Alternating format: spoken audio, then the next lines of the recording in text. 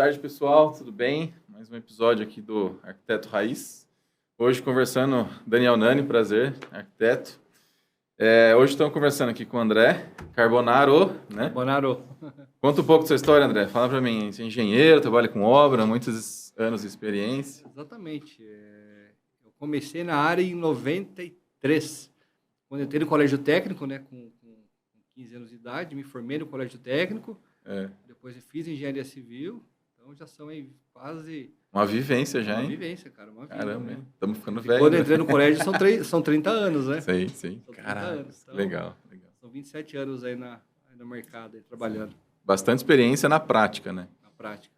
De ver, entender projeto, analisar e botar o negócio para funcionar ali, né? Show de bola. Pouquíssimas vezes eu trabalhei com projeto mesmo, nunca foi a minha vontade. O foco, né? O foco sempre foi tanto na área do planejamento de obra, orçamento, né? Cronograma, parte burocrática, quanto também na execução, né? Sim. Então, e dá trabalho executar, né? Mas é muito bom. Sim, muito bom. E também com o Júlio Hitzel, é isso? Isso. Ah, acertei. Hitzel, é verdade. Júlio também, né? Carpinteiro de mão cheia. Puta, um cara... Já que você fera. diz. Porra, se é. Muito bom. Conta um pouco pra gente aí da sua história. Bom, eu trabalho com o meu irmão na área de marcenaria. Sim. Digamos que seria um ramo entre a marcenaria e a carpintaria, né? Até pra gente se intitula como marcenaria pesada.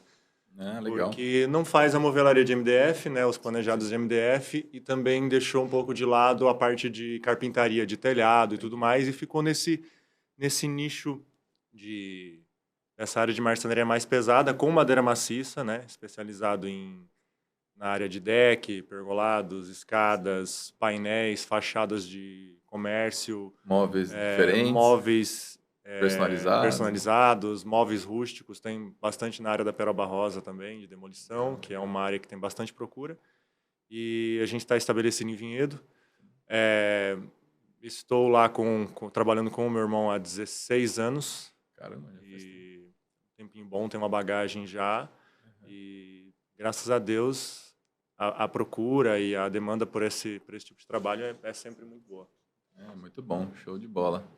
Bom, e o episódio de hoje, na verdade, a ideia é conversar um pouco sobre quando o arquiteto atrapalha ou ajuda na obra, dinâmica de obra, enfim. Como que a gente pega o sonho de alguém, uma ideia, uma imagem e transfere isso para a realidade, né? A gente sabe que o papel aceita tudo, né? Desenhar é fácil, né? Enfim, entre aspas, não é tão fácil assim. Não. Mas existe todo um processo para você poder desenhar, existem sistemas, existem as limitações de materiais e assim por diante, né? Então, o tema do episódio hoje é tratar um pouco daquela experiência intrínseca daquele dia a dia, de fazer as coisas, né? Trazer essas coisas da realidade do mundo das ideias para a realidade física, né? Então, e essa interface geralmente tem muitas dificuldades, seja de comunicação, seja técnica, seja do material e assim por diante, né? Então, conta para mim aí, vocês... Primeiro, Júlio, acho que falando um pouco da madeira em si, né? Do jeitão da bichinha, que ela é um ser vivo, né? O que você conta para mim do dia a dia, já 16 anos trabalhando com elas? Quando você fala de projeto, né, de uma demanda de um cliente, e na maioria das vezes com o intermédio de um arquiteto ou engenheiro, você se depara com situações em que há divergência do projeto para a realidade, eu entendo que o arquiteto tem um desafio de criar, de ter uma inovação, de fazer algo diferente, de sair um pouco da caixa, né? E se não for assim também, ele não vai se destacar no mercado, isso é evidente. E acontecem, não com frequência, mas acontecem divergências por conta disso também, porque, como você disse no começo, o papel aceita tudo. Você percebe bastante isso, com certeza. E, por um lado, de forma nenhuma desmerecendo, porque todo tipo de projeto, todo tipo de esboço, seja até desenhos à mão, eles facilitam muito o nosso trabalho, porque eles encurtam caminhos. Eu, inclusive, já me arrependi de projetos que eu fiz, de móveis, por exemplo, que eu produzi, que eu não fiz um esboço que teria facilitado muito o meu processo. Sim. Que eu até acreditei, eu vou conseguir com mais facilidade fazer isso aqui já vou produzindo e vendo o resultado. Se eu tivesse preparado um esboço, eu teria tido porque é uma linha de raciocínio, né? Sim, uma linha de raciocínio pronta para depois começar a fazer a execução a partir daí. Porém, situações como até você já citou, em que o que está exposto ali não consegue ser passado para a realidade tão fácil, por questão de resistência de material, por questão de dureza, por questão de, às vezes, dimensões que na prática não funcionam.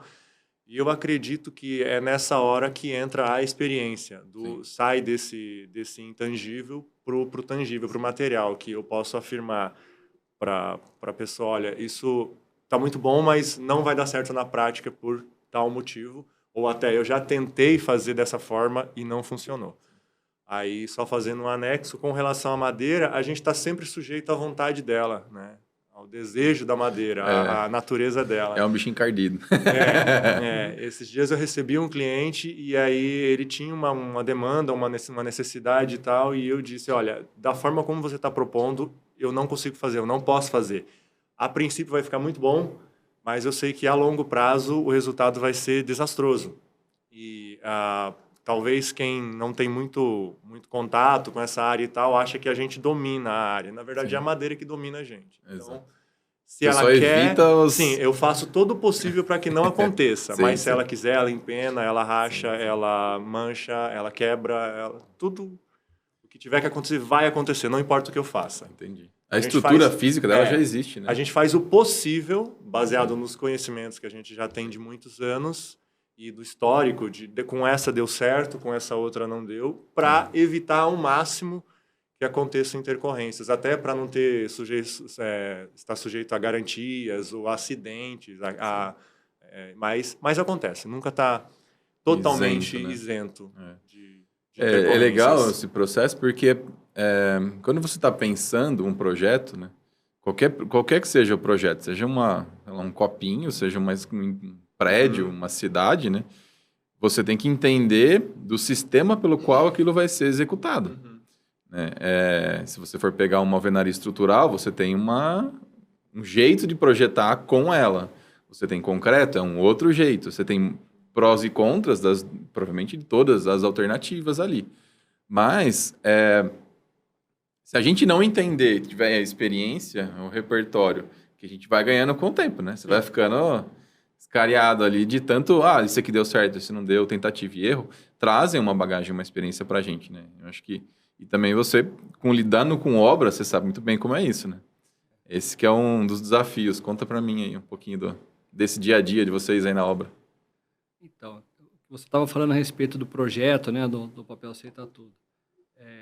Na verdade, são várias facetas, né? Que você tem. Uma que você tem aquele estereótipo, né? De que o arquiteto, o engenheiro com o arquiteto sempre estão brigando. Não se entendem. Não se entendem. Né? Os mitos, né? Para mim é um mito, né? Sim.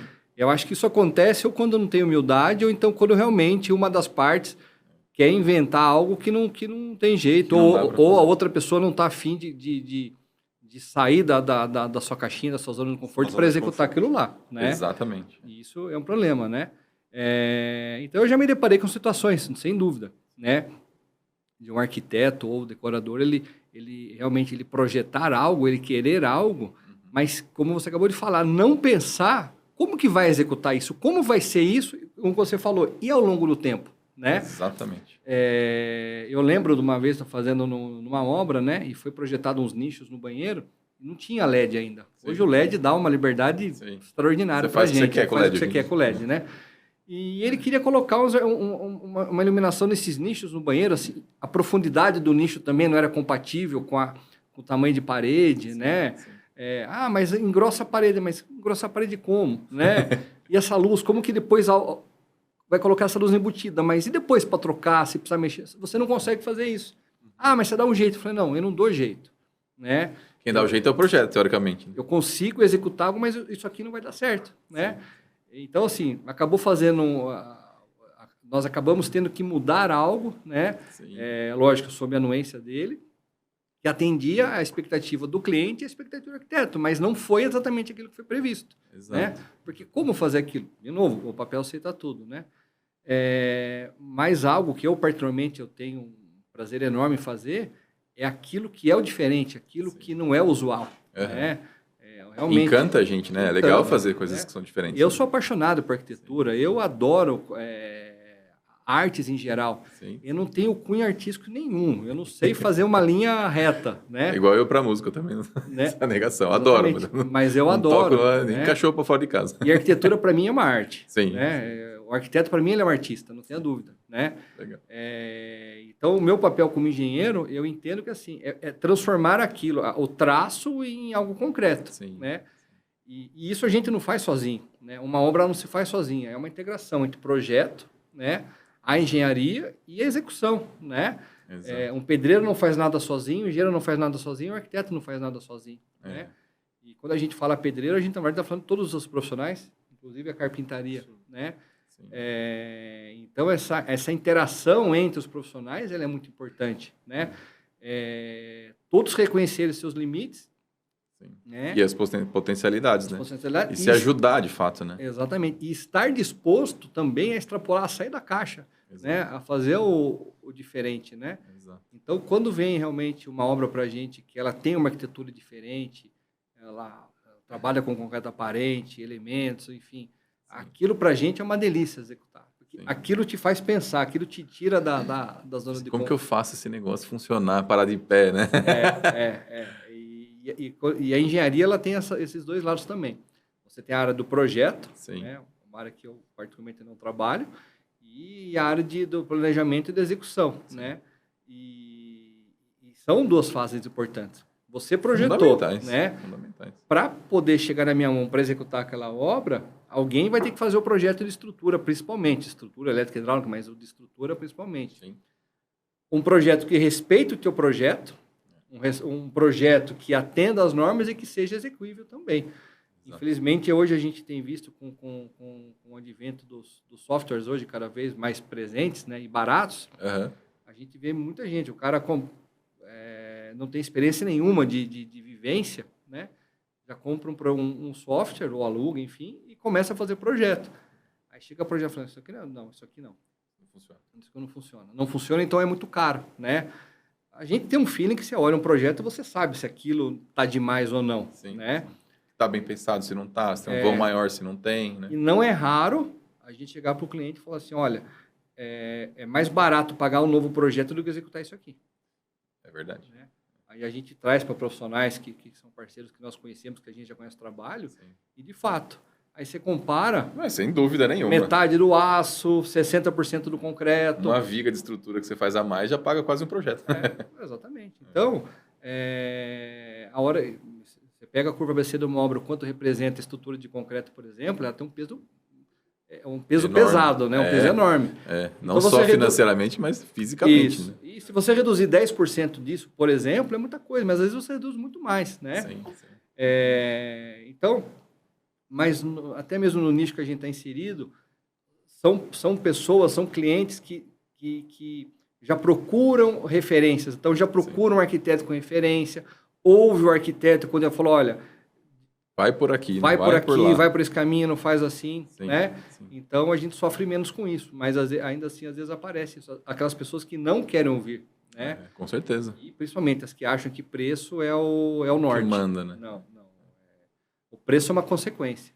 Exato, né? É uma das coisas que eu fico matutando, assim, porque você tem uma ideia, beleza, mas a hora que você vai transformar essa ideia que é intangível em algo físico, cara, o volume de trabalho manual, de vontade, né? Porque para você realizar uma ideia, você não gasta tanta energia, né? Nosso cérebro está lá pensando. Agora, quando cara, tem que fazer isso daqui. Aí você mexe no parafuso, corta a serra, ajusta a serra, volta, não sei o quê, e vai. Você tem várias instâncias que te tomam energia física, né? Muita energia física. A execução do projeto em si já é a primeira. Exatamente. E aí depois você passa para a execução do objeto, e fala assim, cara, você não imagina situações que você não tem como prever, né? Que você tem que resolver. Então tem todas essas questões ali, né? No dia a dia. Conta aí, Júlio, como que você lida com essas coisas? Porque você muitas vezes está numa situação, numa posição que você tem o domínio técnico, mas às vezes acaba ficando sujeito a alguns caprichos, né? E isso atrapalha o trabalho, vai. Com certeza. Imagino que sim, né? Com certeza. Eu acho que... Eu acho não, tenho certeza que a gente é movido por desafios. O André até comentou de projeto inovador, de fora da caixa e tal. E hoje em dia, as pessoas não estão mais satisfeitas com casinhas quadradas, Sim. com uma portinha na medida. Todo mundo quer algo diferente. E se você circula pelas obras que estão sendo executadas e as recém-executadas, não existe nenhuma parecida com a outra. Então, acho que uma grande diferença do tempo, até mais, início dos anos 2000 para cá, é que as casas não têm mais nada de convencional. Não tem padrão, né? Não existe mais padrão, Sim. né? Não tem mais aquela coisa da portinha de 2,10 de altura, da janelinha de 1,20. Não tem mais. Então, hoje, da mesma forma que a gente executa uma porta às vezes que o projeto demandou uma viga estrutural ali, que tem que ficar mais baixa e tal, do jeito que a gente projeta uma porta para 2,10 de altura, a gente executa portas de 4,80 metros, 5 metros de altura. Então... É mais que o dobro do tamanho mais da porta. Mais do que o dobro. 2 então, vezes e meia. Nesse momento que entra no que você até questionou de... Eu acho que no português, claro, é jogo de cintura. Tipo, aqui eu sei que eu vou ter que atuar de uma maneira diferente, eu sei que o estrutural que eu fazia... Eu estou usando a porta como exemplo, mas pode ser qualquer tipo de execução. O estrutural que eu utilizava para aquela porta de 2,10, eu não posso mais usar para essa de 4,80, 5 metros de altura. Ele não vai funcionar. Não vai dar certo. Se eu não tiver uma estrutura de aço por dentro, uma alma de aço, eu não vou conseguir nem transportar ela, quanto mais instalar e dar uma garantia. Mas você sabe disso porque você já fez uma que às vezes não funcionou. Então essa experiência que faz a foda, né? Teve uma que eu não esperava por isso, vou projetar de novo, vou elaborá-la de novo com uma estrutura mais reforçada, ou pensando em alguma forma de inibir os fatores naturais, os problemas que a madeira também tem, né? No meu caso, a madeira. E a gente encontra desafios que, às vezes, a leitura do projeto já começa, opa, aqui eu preciso fugir do convencional, eu não posso utilizar. E, da mesma maneira, questionar o arquiteto, olha, posso fazer de maneira diferente aqui, porque isso aqui a questão estrutural aqui está aquém do que deveria estar, né? É um vão livre muito grande, então eu te digo, por experiência própria, que se a gente colocar essa sobrecarga aqui, vai selar, vai rachar, pode cair. Então, nessa hora que... E a gente entra até no que o André falou, da humildade do outro profissional de entender. Esse profissional, o marceneiro, ele não está querendo desmoralizar o meu trabalho. Ele não quer dizer que eu não pensei direito e tal. Está apenas dando um conselho de quem já passou por isso. E se eu acatar esse conselho, a gente talvez está livre de um baita de um problema ali na frente que vai prejudicar os dois como profissionais, né? Não, com certeza. E o que eu menos quero é ter que voltar e fazer pós-obra porque alguma coisa deu problema. Então, faço todo o possível para isso. Na madeira em si, eu acho que mais do que materiais industrializados, como aço, alumínio, PVC, seja qual for o material industrializado, você não tem um cálculo exato de resistência ou de dureza. E tal. A madeira é difícil você colocar no papel. Você não consegue. Um exemplo de um pergolado. Um pergolado com pilares, eu vou ter 4 metros de vão livre. Sim. Que espessura de viga que eu uso? Que altura eu uso? Talvez, se eu usar um valor X lá, 20 centímetros de altura, vai aguentar. Talvez vai aguentar. Esteticamente ficaria mais bonito? Bem, mas vamos para 25, vamos para 30, porque eu prefiro ter até um investimento mais alto, carregar um material muito mais pesado, fazer uma instalação mais difícil e ter a tranquilidade de que eu não vou ter alguém me ligando daqui 3 meses dizendo que a viga rachou, que ela empenou, ou que disse que não vai cobrir, mas depois coloca um vidro temperado em cima e gera um peso aí de, às vezes, 1 tonelada em cima que não estava prevista. Isso do cliente também é uma coisa que é importante, né? Sim. Assim, cara, não dá. E o cliente entender que trabalhar com obra não é pastelaria. Não. Às vezes o cara fala, não, eu não vou cobrir, porque fala, se eu falar que eu vou cobrir, a viga vai custar mais caro. Vai custar mais caro. Ele não fala. Então, e aí dá merda. Aí depois que coloca... Dá merda, é um fato. E aí deu merda. Foi ele que fez, foi o Júlio que fez. Porque, no fim das contas, se for nesse caso, usando esse exemplo do pergolado, qualquer problema que acontecer relacionado ao pergolado, naturalmente vai vir para cima da gente, da nossa equipe. Mesmo que lá no princípio, na execução do projeto, foi mencionado que ele não estava preparado para uma sobrecarga de peso dessa. As pessoas esquecem, né? O primeiro que vai ser... a importância do projeto. Uma das, né? Ter registrado também, verdade. Exatamente. Mudança de projeto também, né? A gente tem lá um caso vivo de um pergolado que foi executado há alguns anos, em torno de 3 anos, e depois de coberto, vidro e tudo mais, o cliente teve o interesse de instalar esquadrias de vidro, de blindex embaixo dele, né? Uhum. E esses blindex foram todos pendurados na viga do pergolado. Nossa. Então, um vidro blindex que estava funcionando perfeitamente quando a equipe saiu de lá, e a marcenaria não teve conhecimento disso. Sim. Depois de algum tempo, olha, as portas estão pegando no chão aqui e é porque o pergolado selou. Então, esse é um caso, a gente pode trazer qualquer exemplo vivo aqui, sem mencionar nenhuma empresa, nenhum cliente, mas é legal esses esse exemplos. foi um caso vivo de que quando... Pô, mas que porta? Porque não tinha porta, né? Não estava previsto porta. Chegou lá e se deparou com um fechamento de uma área gourmet de vidro 8 milímetros pendurado no pergolado. Então, se ele fosse um vidro com roldana inferior, em que ele só era sustentado no chão mesmo, com trilhos e tal, talvez não teria acontecido nada disso. E, de qualquer forma, teve que haver um ajuste lá, um suporte e tal, para suspender novamente essas folhas. Mas aí entra nessa questão. Não foi responsabilidade da marcenaria, a princípio, isso, porque não estava previsto toda essa sobrecarga de peso, né? Então, são essas situações assim que de novo... Porque às vezes é difícil até para o cliente entender de onde vem a situação, né? Porque ele não tem o domínio técnico, A gente parte do princípio que o cliente é leigo nessas coisas. Então, você muitas vezes não pode pensar que ele está agindo de má fé com você, mas que ele está agindo como uma pessoa leiga, mas que não tem conhecimento. Tem muitos casos que, como você mencionou... Felizmente é uma minoria, mas tem. Mas quando a pessoa é leiga e consideramos que ela não esteja sendo aconselhada por alguém para agir de tal forma, por alguém que tem conhecimento, você tem que explicar direitinho, olha, isso aqui não dá certo por tal motivo. Esse processo assim, né, de lidar cliente, obra, né? Toda obra, quando você vai começar ela, você tem que pensar numa equipe, né? E a equipe inclui o cliente, inclui os projetistas, inclui os executores dessa obra, né? E eu acho que a predisposição de todos eles estarem lá, fazendo, cara, vamos todo mundo trabalhar junto para o negócio sair direito.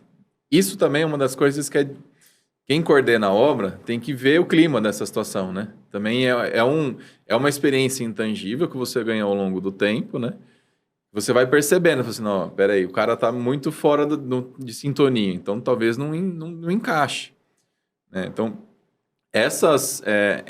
esse relacionamento, muitas vezes, entre cliente e arquiteto, conheço várias situações onde o cliente não quis mais que o arquiteto tocasse a obra, ou o engenheiro, ou ele trocou de profissional, enfim, trocou tanto de arquiteto, quanto de carpinteiro, quanto de eletricista, e assim vai, né? E o cliente também entender um pouco que o processo, ele não é um processo exato, né, do começo ao fim, e não é 100% eficaz o tempo todo, né? Eu vi um arquiteto que é um cara muito experiente, assim, né? Ele comentando que, assim, construir é uma eterna gambiarra, digamos assim. Só melhora a gambiarra, digamos, né? Você tem os processos, quanto mais você pensa, você tem que ajustar, mas é uma das questões, né? Então, a gente vive hoje num mundo de especialistas. Mas cadê o generalista que assim, entende um pouco de cada coisa? Se você entendesse só de como furar a madeira, como é que você vai entregar uma mesa que você precisa cortar, furar, lixar, invernizar, saber como vai se comportar, todo esse processo, né? Você tem que ter, mesmo na sua área de carpintaria, uma visão generalista do processo, assim como a engenharia, assim como o pedreiro, enfim, né? Como que vocês lidam com isso no dia a dia, assim, vocês, né? Vocês se defrontam com muitas dessas situações, vocês conseguem contornar com pessoas, o cara está tentando atrapalhar o meu serviço, como que eu trago o cara para o meu lado? Existe? Já passaram por essas situações ou não? Com certeza. Acho assim, isso que você está falando, né, essa dança. Essa dança, eu acho que é um dos maiores desafios, né? Mais difícil que você fazer uma parede de concreto à parede, eu acho que é você lidar, em em alguns momentos, principalmente, né? Sim. Quando os relacionamentos não estão legais, né? O meu com o cliente, o meu com o funcionário, né? O funcionário com o cliente, às vezes, que tem. Sim. Embora você tenta manter uma distância de um pro outro, mas não dá certo sempre. A distância, assim, do que eu quero dizer, assim, quem deve passar as ordens, as informações do meu funcionário sou eu, né? Cada um com a sua atribuição. Exatamente. Né? E o cliente tem que respeitar isso também. E às vezes, quando ele quer passar por cima, e aí você começa a ter problema. Sim. Muitas vezes, o funcionário da obra, eu já percebi muito isso. Muitas vezes, ele não quer falar com o cliente porque ele tem medo. Exato. Ele tem medo de errar, ele fala, agora o cara vai me perguntar uma coisa e eu não sei responder. Ou falar algo que ele não deveria falar. Então ele atravessa, não gosta. Que comigo ele me conhece, enfim, ele tem toda a liberdade de falar, né? E às vezes ele não gosta. E às vezes o cliente acha que ao passar uma informação ou perguntar algo para ele, e às vezes ele pode estar ajudando quando na verdade não está. Né? Exatamente. Então tem que ter esse feeling. Você saber falar isso para o cliente, olha, não fala para o meu cliente, não converse com ele de maneira alguma. Sim. Mas, olha, não resolva nada com ele, não peça nenhuma informação para ele, converse comigo, converse com a gente, porque às vezes... Existe uma hierarquia, né? Tem que ser respeitada. Quando causa ingerência, você tem um problema, né? Sim. Então, essa hierarquia ela é respeitada e ela tem um motivo, né? Não é que eu estou preocupado que ele vai conversar direto, que ele vai contratar o cara. Não é nada. Minha preocupação não é essa. Sim. Embora eu já passei por situação desse tipo. É processo, né? Já passei por situação... Eu imagino, deve ter uns par de causas. Aquela minoria, né, do cara que... Se eu começar a conversar com o cara, eu contrato o cara e tiro ele. Já passei por isso, claro que já. Sim. Não, a administração tá cara, o valor tá caro. Por que eu vou pagar? Não entende o valor do trabalho, né? Mas foram raras as vezes, né? Uhum. Mas, então, isso realmente é uma da... E outra, é um processo longo. Sim. Uma obra, você fala, uma casa no mínimo 1 ano, né? Obras, às vezes, chegam a 2 anos, um pouquinho mais, né? Então, assim, é um processo longo, é um casamento. Exato. Né? A relação do cliente com o arquiteto é um casamento. A do cliente com a construtora é um casamento. Né? E a nossa com toda a equipe, com os colaboradores, é um casamento também. Né? Exato. Então tem crises, tem épocas de alegria, né? Tem épocas de ficar um pouquinho de segurar. E é realmente uma das partes mais difíceis. Né? É conduzir o cliente também, né? Exatamente. O profissional acaba conduzindo. Né? O cliente ele tem muita expectativa, ele tem ansiedade, ele tem é caro, construir é caro, né? Que fique bem claro, é caro. Né? É caro, não dá para fazer tão barato assim, não existe milagre. Assim, e você gasta em 1 ano, 2 anos, um dinheiro que muitas vezes você conquistou ao longo de 15, 20, de uma vida, anos. Ou vai passar mais muitos anos até pagando ainda. Talvez nem conquistou ainda. Né? Exatamente. Vai ter que conquistar para pagar o financiamento. Vai estar velhinho, vai estar pagando a casa. Então, é sério. É sério, né? Então, assim... Então, e depende de muita sensibilidade da nossa parte, dos nossos profissionais, de todos nós, né? De sentir e respeitar isso do cliente também, né? Tratar com todo carinho, né? Com todo o respeito que aquilo exige, né? Sim. E tentar fazer o melhor possível, né? Acho que todo dia, quando a gente sai de casa, isso é uma coisa que a gente sempre tenta... Isso eu vejo que tem pessoas que já têm isso por natureza e aquelas que não têm, você tentar... Ir atrás. Ir atrás, né? É sempre, todo dia, você tentar fazer o melhor. Tem dia que você não consegue, né? Mas eu tem dia que não te deixam fazer. Né? Mas acho que a grande questão é, na maior parte das vezes, você conseguir. Aí que vem, acho que o sucesso do trabalho. É você ter mais dias melhores do que aqueles que você não consegue atingir o objetivo, né? Sim. Entendeu? Mas essa interface, realmente, esse aí é um desafio. Sim, é foda, não é fácil, não. Isso é, Júlio. Conta um caos aí. Partindo do princípio que numa obra, citar o exemplo de uma residencial mesmo, você vai ter inúmeros prestadores de serviço diferentes. Sim. Um vai estar influenciando, interferindo positivo ou negativamente no trabalho do outro o tempo todo. Com certeza. E muitas vezes influencia negativamente. Né? Eu acho que peça-chave para começar algo, para dar o start e não ter problemas, que não está livre depois, mas é ter um bom diálogo.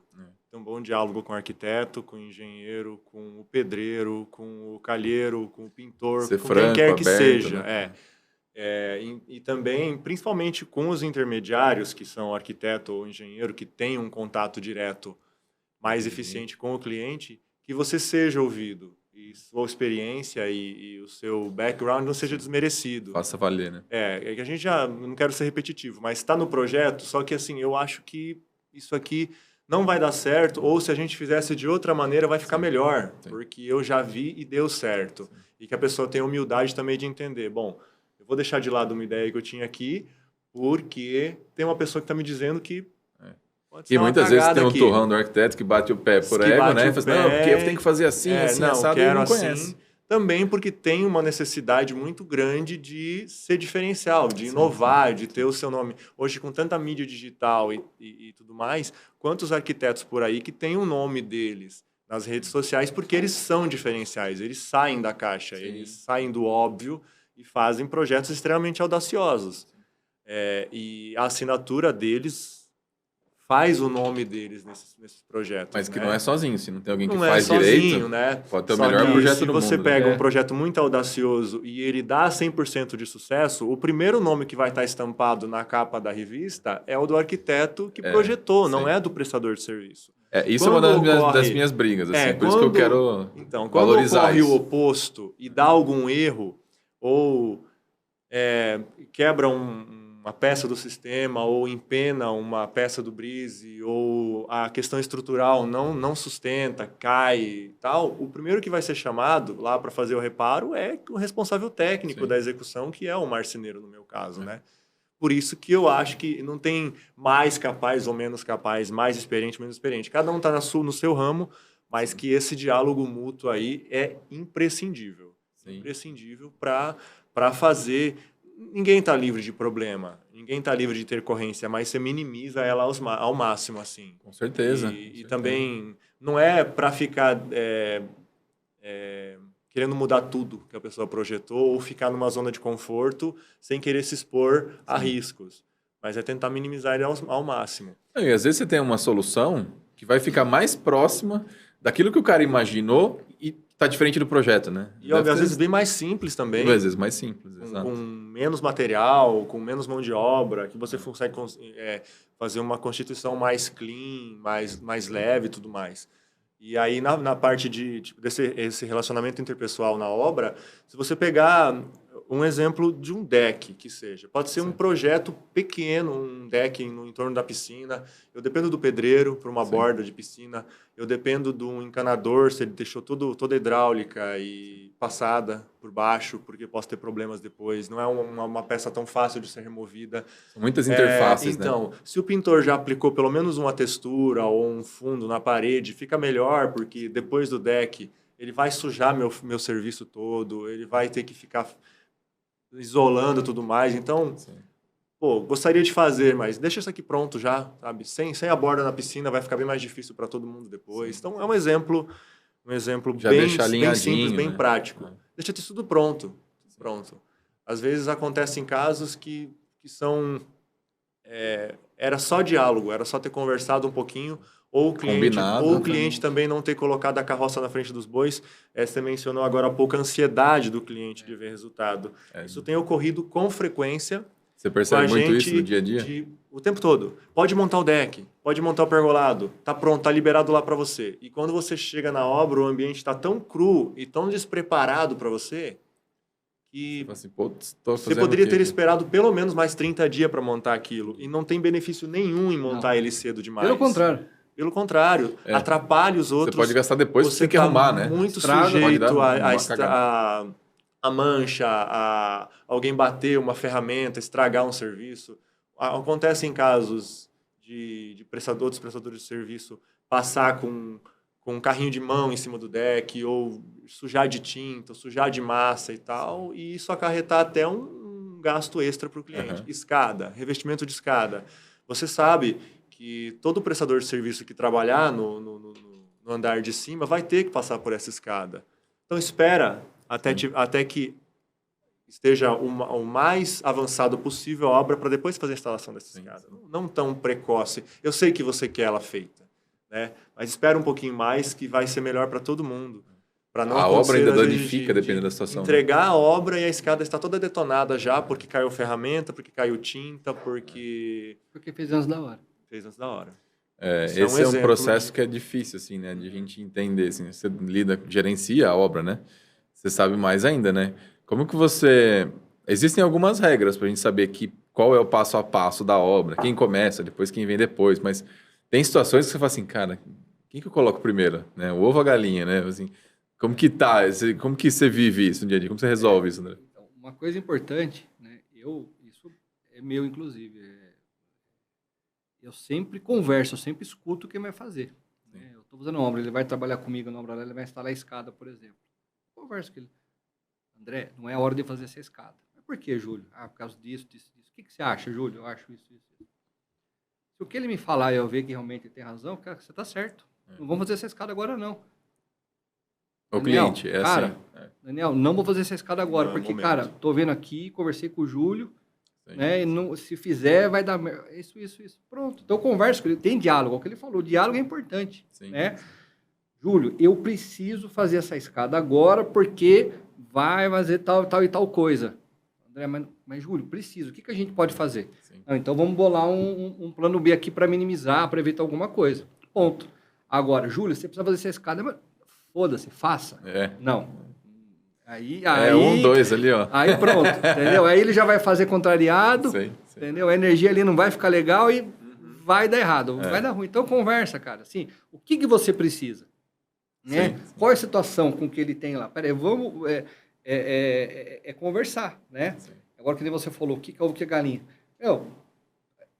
Se você pensar, se você analisar e ver tudo que você tem que fazer, você consegue chegar primeiro. Dá para saber, né? Dá para saber. Dá para saber. E na maioria das vezes, você faz na ordem certa, não tem dúvida. Porque senão começa a dar tudo errado mesmo, né? Mas aí entra realmente experiência, vivência, né? E você dominar o processo, que nem você falou.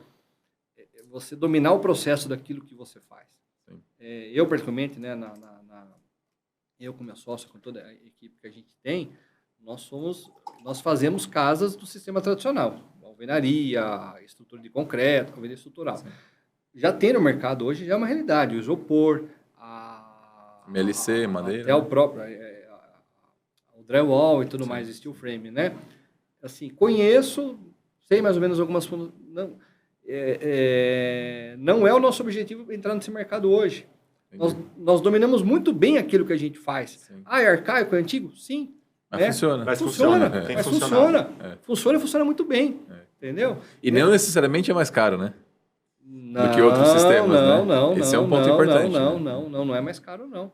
Hoje eu vejo o steel frame, o isopor ainda, os números que eu vejo ainda na mídia que a gente tem à disposição, é até um pouco mais caro, né? Porque ainda tem muito custo para ser diluído ainda, né? Ainda não está em larga escala. A hora que virar larga escala, vai baratear. Vai baratear, né? E tem uma coisa da cultura de construir daquele jeito, né? Se você vai nos Estados Unidos, praticamente é tudo modular. Lá funciona a modulação, janela, é tudo padrão. Olha que interessante. Se você foge é que dá problema, né? Aqui não, a gente está acostumado a criar coisas fora do normal, né? Essa semana surgiu um contato para a gente, de um casal, ele fora da cidade, e vão construir aqui. Mas eu comecei a conversar com eles ainda sem ver o projeto. E eles tinham falado, a gente quer construir em steel frame e tal, né? E eu falei, tá, mas por que steel frame, né? Porque a gente não Foi projetado para steel frame, né? Primeira pergunta. Né? Mas eu perguntei, por que steel frame? Eu falei, porque a gente não quer ter problema. Eu falei, tá, mas por que você acha que você não vai ter problema com steel frame? Não, por causa do processo, tal. Eu falei, olha, não Compra uma casa pronta que é mais garantida. Não é assim, né? Sim. Muito bem.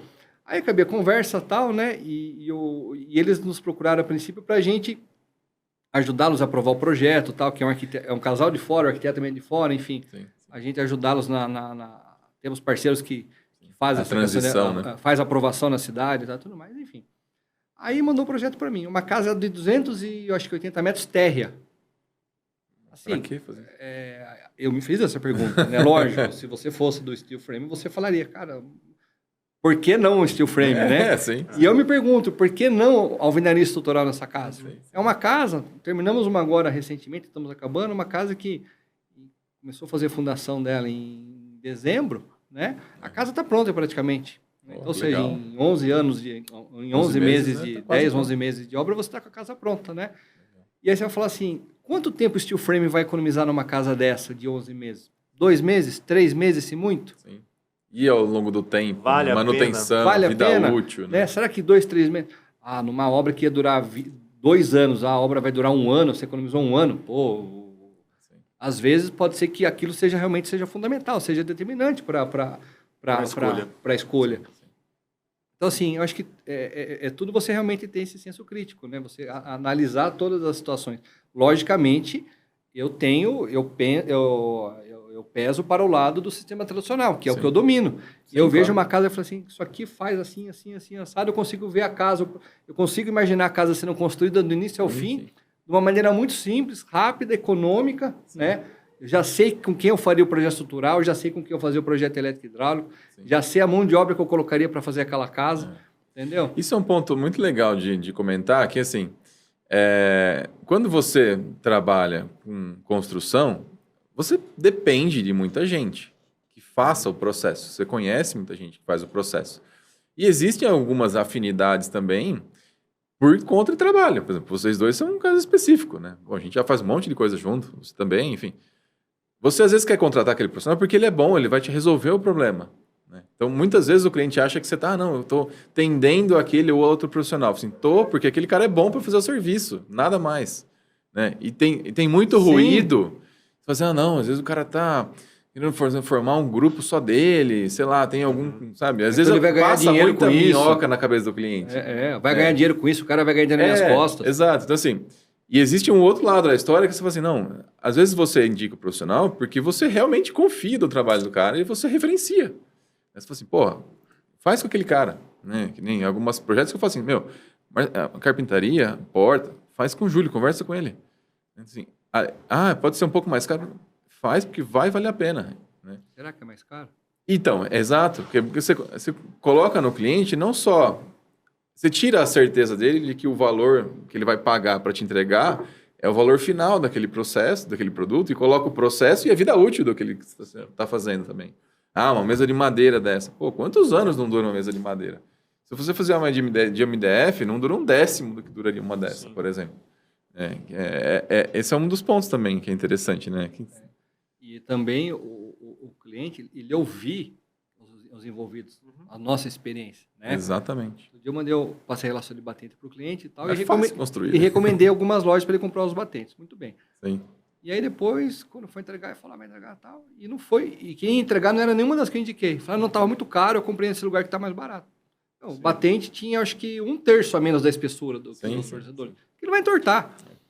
Agora, assim, então, vai fazer algo diferente do que o profissional recomendou para você? Pergunta antes, converse. Sim. Né? Não é que eu vou brigar com você que se você não está preso. Não é necessariamente. Mas entenda o motivo. Tem um motivo. Né? Eu indiquei o Júlio não porque eu gosto mais do Júlio. E, infelizmente, existe muito no nosso segmento aquela ideia, não, porque eu vou indicar o Júlio porque o Júlio vai me dar uma grana, então eu estou forçando a fazer com o Júlio. Então, nada disso. É um pouco quebrar essa situação de mercado, porque acaba virando todo nossa, porque não? E não é, no dia a dia. Ele é melhor. Exato. No dia a dia não vai tirar dor de cabeça, domina, tem capricho, termina de fazer o serviço, já limpa a obra, né? Exatamente, né? O cara que entra e limpa a sua própria sujeira, né? Nenhum prestador de serviço está livre de errar. Nem o pior que às vezes a pessoa escolheu por ser o orçamento mais barato e por estar fornecendo às vezes um batente de péssima qualidade, nem o melhor que vende muito acima do que deveria. A questão até que o Daniel trouxe de trazer parceiros e tal, é que ele sabe que se eu fornecer algum serviço e ele der problema, não vai ter dor de cabeça, eu não vou bloquear o contato, eu não vou sumir, eu não vou abandonar a obra. Eu, às vezes, chego a tomar prejuízo em alguns serviços, mas eu vou ter que ir lá buscar, vou ter que entregar outra peça, vou ter que pegar uma mesa e fazer um reparo nela, que às vezes tire praticamente todo o meu lucro. Dessa peça. Inclusive o arquiteto também tem situações assim, não é só... Mas numa situação como essa, eu prefiro perder o lucro e entregar um produto que não apresente mais problema, porque a madeira climatizou agora e tal, e que o cliente lembre de mim pensando como funciona como um prestador de serviço que honrou com o seu trabalho e entregou, do que ficar com o lucro do produto e ter o meu nome na praça como alguém que não fez o seu devido pós-obra, que abandonou e tal, porque as notícias boas, a boa indicação corre, mas a ruim voa. Pior que pólvora, né?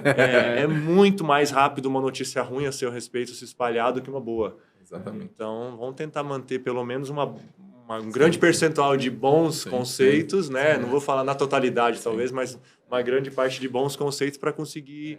E é aquela situação, você falou, ninguém tá isento de errar. Não. Tipo assim, cara, errei, fiz merda, sabe? Você tem que, às vezes, falar assim, cara, fiz, vamos resolver. Errar faz parte. Eu já teve situações que você fala assim, quanto mais você tenta ficar naquele, não, nossa, né, justificando, você não, deu problema, eu errei, vamos resolver?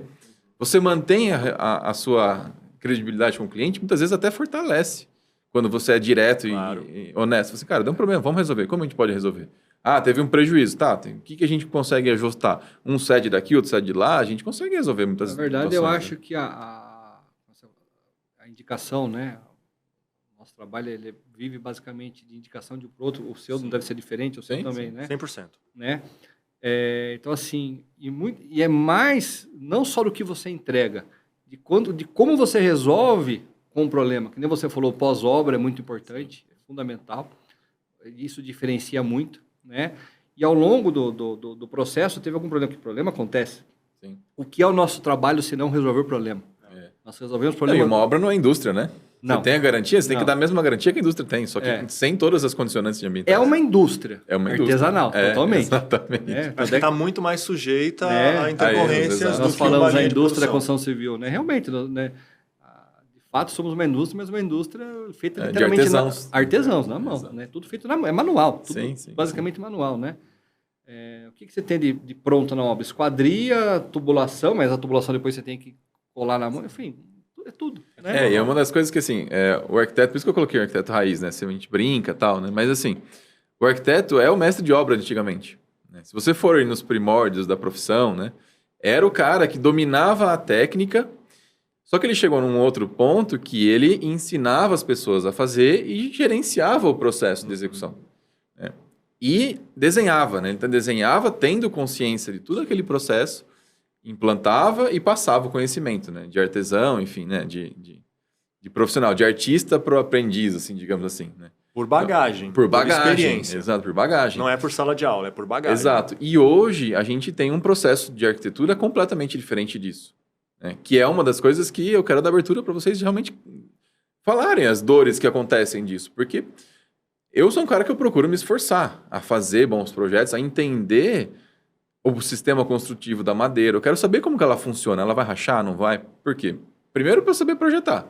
Segundo, para eu saber justificar para o cliente. Terceiro, para como a gente resolve se tiver algum problema. Né? E essa abertura que eu acho que é importante, assim, né? Trazer... Vocês que executam isso, estão na linha de frente, que vocês tomam a pancada direto. Né? Então, assim, como que vocês sentem o mercado nesse sentido hoje em dia? Principalmente em relação aos arquitetos. Assim, a questão não é que nem criticar, é assim, aonde vocês, arquitetos, têm que ficar mais atentos para facilitar a obra, facilitar o nosso dia a dia, facilitar o processo, ficar mais barato e o cliente ficar satisfeito, porque o cliente vai ficar satisfeito com o seu projeto. Se o seu projeto estiver bom, ele vai gerar um impacto positivo em todo mundo. Né? Como que vocês... assim, é um espaço aberto mesmo, vocês comentarem, o que vocês acham? Assim? Onde o arquiteto tem que melhorar? Você trouxe o exemplo do mestre de obra, então a gente pode fazer um divisor assim, da fase em que uma pessoa pegava uma obra para administrar, mesmo sem conhecimento de sala de aula, sem diploma e tal, um cara que é o raizão mesmo, que às vezes aprendeu a construir com o pai, porque trabalhava lá com 13, 14 anos de ajudante e foi pegando os macetes. Então, ele aprendeu todo o processo construtivo. Sim. E por tudo que ele viveu nas décadas passadas, também ele está pouco sujeito a errar. Exatamente. Mas, talvez ele saiba construir só daquele jeitinho e se for fugir muito do nicho dele, fugir muito dos padrões que ele usa, ele também não esteja sujeito a se expor. Entendi. Eu acho que, basicamente, é isso que difere. E não é desmerecendo nenhum dos dois. Cada um tem um estilo diferente de projetar e de construir. Um mestre de obras que vem mais de uma construção convencional e que não se expõe muito a riscos. Sim.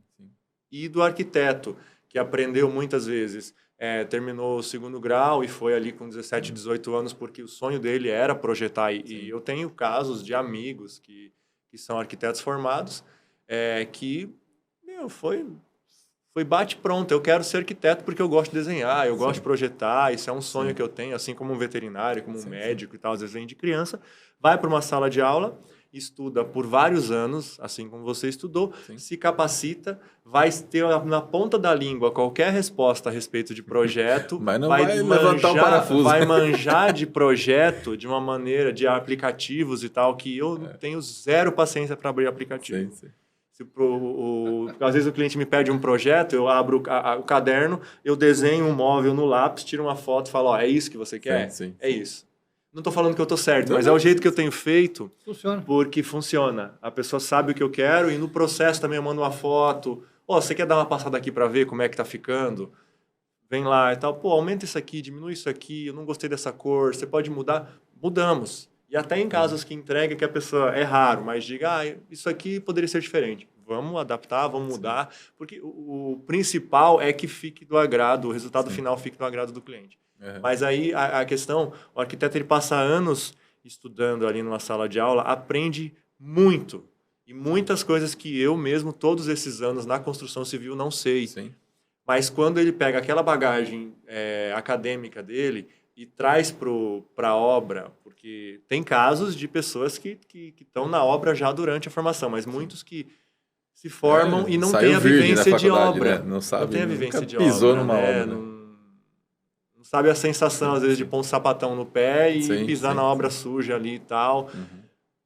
E ele vai passar muito tempo ainda, depois de formado, aprendendo com a construção civil. Né? Ele vai aprendendo no dia a dia e, principalmente, quando ele ouve de pessoas com bastante background, com bastante bagagem, o que dá e o que não dá certo. Eu acho que basicamente isso. O arquiteto, ele tende a ser mais audacioso, às vezes até demais, né? Saber criar, né? Saber ousar. Sabendo criar e fugindo saindo da zona de conforto, saindo dessa caixinha para inovar, porque as pessoas hoje, elas não... principalmente quem tem um bom capital para construir uma casa de alto padrão, ele não quer mais as coisas convencionais. Como eu disse, ele quer uma porta maior, ele quer, às vezes, uma área gourmet que abra toda, que sabe, integração que não tenha, com a paisagem. Ele não quer um pilar no meio da sua churrasqueira. Então, você tem que pensar numa estrutural muito maior, muito mais resistente. Tal. É aí que eu acho que esse diálogo do arquiteto, projetando bem, mas ouvindo o quem profissional. Executa, né? E aí, se for esse caso, às vezes, que não tem um mestre de obra que toca tudo, aí você vai ter que ouvir vários profissionais. O marceneiro que diz que não vai dar para fazer daquele jeito, o pedreiro que questiona uma questão estrutural e tal, e por isso que, de novo, sem querer ser repetitivo, diálogo. Diálogo, acho que é a peça-chave. Quanto mais gente tiver compartilhando uma obra, né, uma área de trabalho ali, um pátio de obra, maior tem que ser o diálogo, porque senão, em algum momento, vai sair uma cagada e vai começar, tal pessoa foi responsável, não, mas eu não sabia que seria assim. Sim. No colo de alguém vai estourar a bomba. Eu acho engraçado, eu nunca esqueço de uma situação que eu vivi com seu irmão, né, que teve um cliente que estava fazendo o projeto de interiores da casa dele e tal, né, e aí tinha um pergolado no fundo da casa, né, que ele queria tirar fora, né, você lembra desse pergolado? Vamos discorrendo. Bom, fez a casa e tal, e o cliente falou assim, não vou jogar fora tal. Você não quer, Daniel? Eu quero, claro, né? Madeira boa, né? De qualidade, não se joga fora madeira boa, né? Eu falei assim, bom, beleza, né? Aí eu liguei pro seu irmão, falei assim, cara, você consegue tirar esse pergolado aqui pra mim? Não, consigo, não sei o quê, como que tá? Mandei umas fotos, ele disse, não, beleza, pode ser que eu tiro. E a gente chegou na obra, tava lá, antes do seu irmão chegar, a gente lá, o cliente, eu, o engenheiro, o mestre de obras, o pedreiro, assim, cara, como que a gente vai tirar esses caibros? Tem um caibro que ele estava chumbado no muro de divisa, né? Encostado na parede, no canto, nos 4 cantos da divisa da casa, né? Eu falei assim, cara, como que a gente vai arrancar? Uma madeira de 20 por 20, né? Era os pilares. Aí você fala assim, cara, o que eu faço com esse negócio, né?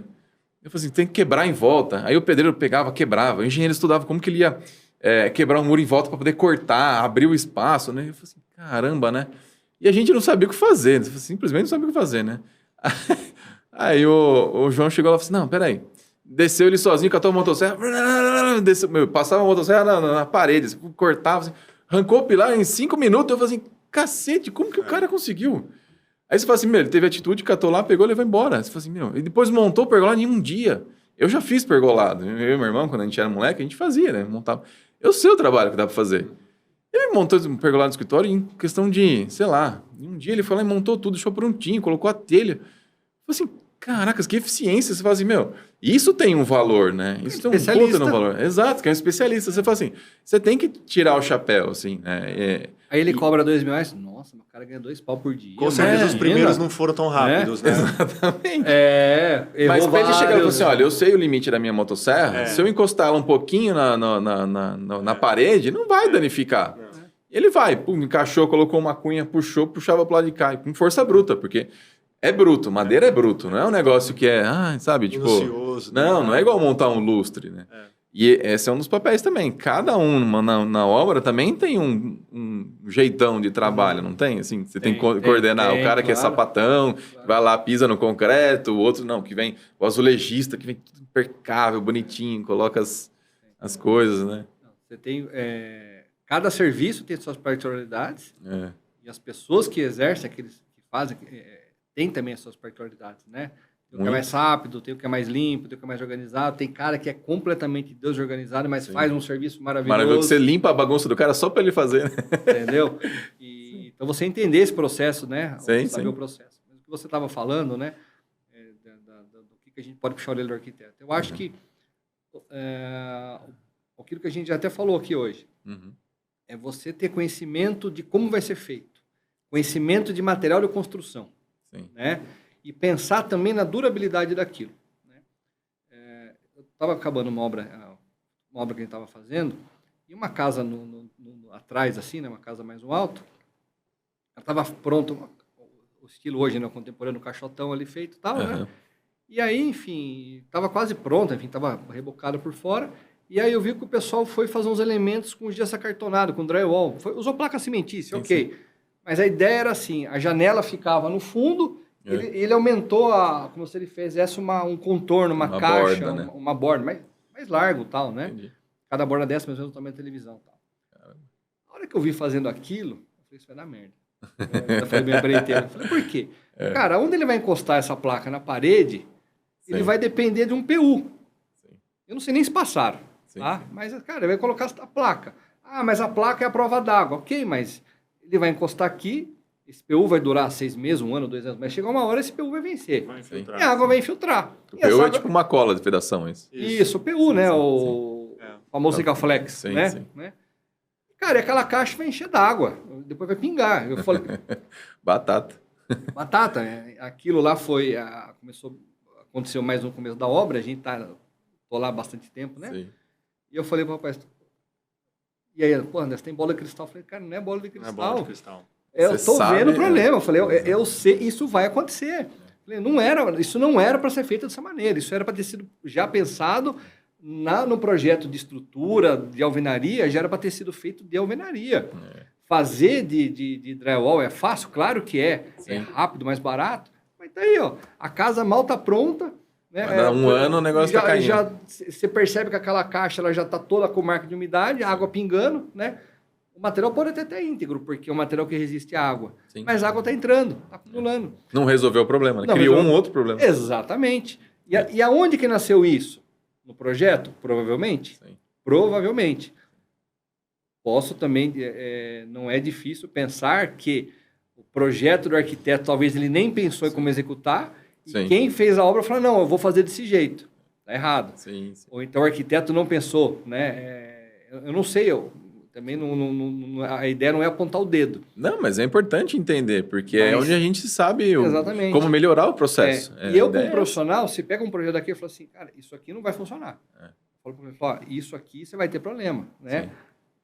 Mas vocês falam para o arquiteto, você fala assim, cara, isso aqui vai dar problema. Como que é a receptividade disso? A maior parte das pessoas ouve, não ouve? Aí, assim, é dor de dia a dia mesmo. No nicho em que a gente está inserido e com a maior parte dos profissionais que a gente trabalha, é difícil hoje a gente trabalhar com pessoas que faltam um pouco. Geralmente são arquitetos mais velhos, tal, pessoas já com uma grande bagagem, assim como você tem. Sim. Então, acontece muito menos. Você quase não tem isso daí, porque já tem o bom senso no projeto. Entendeu? E quando acontece, e assim, quando o projeto chega no escritório para você orçar, você tem que tomar cuidado também com o que você fala. Primeiro, eu começo a criticar um projeto, né? Para o cliente não entender que eu estou falando mal do arquiteto dele, né? E outra, eu também eu não estou aqui para falar mal do arquiteto dele. E o arquiteto, às vezes, não consegue resolver tudo. Isso é importante, né? Deixar claro. Ele está me procurando justamente para ajudar a resolver o problema dele, né? Então, ó, eu estou procurando a construtora, eu estou procurando a equipe, tal, a engenharia procurando engenheiro para ajudar a dar a solução, sim. Exatamente. Não tenha dúvida. Exatamente. Mas, às vezes, a solução não é fazer o que está no projeto, é fazer de uma maneira diferente. Então, eu falo, olha, isso aqui, se fizer dessa maneira, ó, se fizer essa casa com essa caixa de acartonado aqui, vai dar problema, né? E eu vejo hoje, como você falou, o pessoal querer fazer algo ousado, né? E aí pensa nessas soluções, porque... fazer isso, né? Quando você mostra algo ousado para o cliente quer, mas vai ficar caro. Não, a gente faz de uma maneira aqui que não fica caro. Não fica caro, mas quanto tempo vai durar? Né? Uma casa é feita para durar 10 anos? Para durar 20 anos? Não, não é feita para durar 20 anos. Né? No mínimo 50 para mais, né? Eu acredito. E você, como engenheiro, tem situações que você fala assim, cara, eu não posso colocar esse tipo de viga, tem que ser aquela. Você tem que ser categórico, né? Você fala assim, senão vai cair a casa, vai matar alguém. Sim.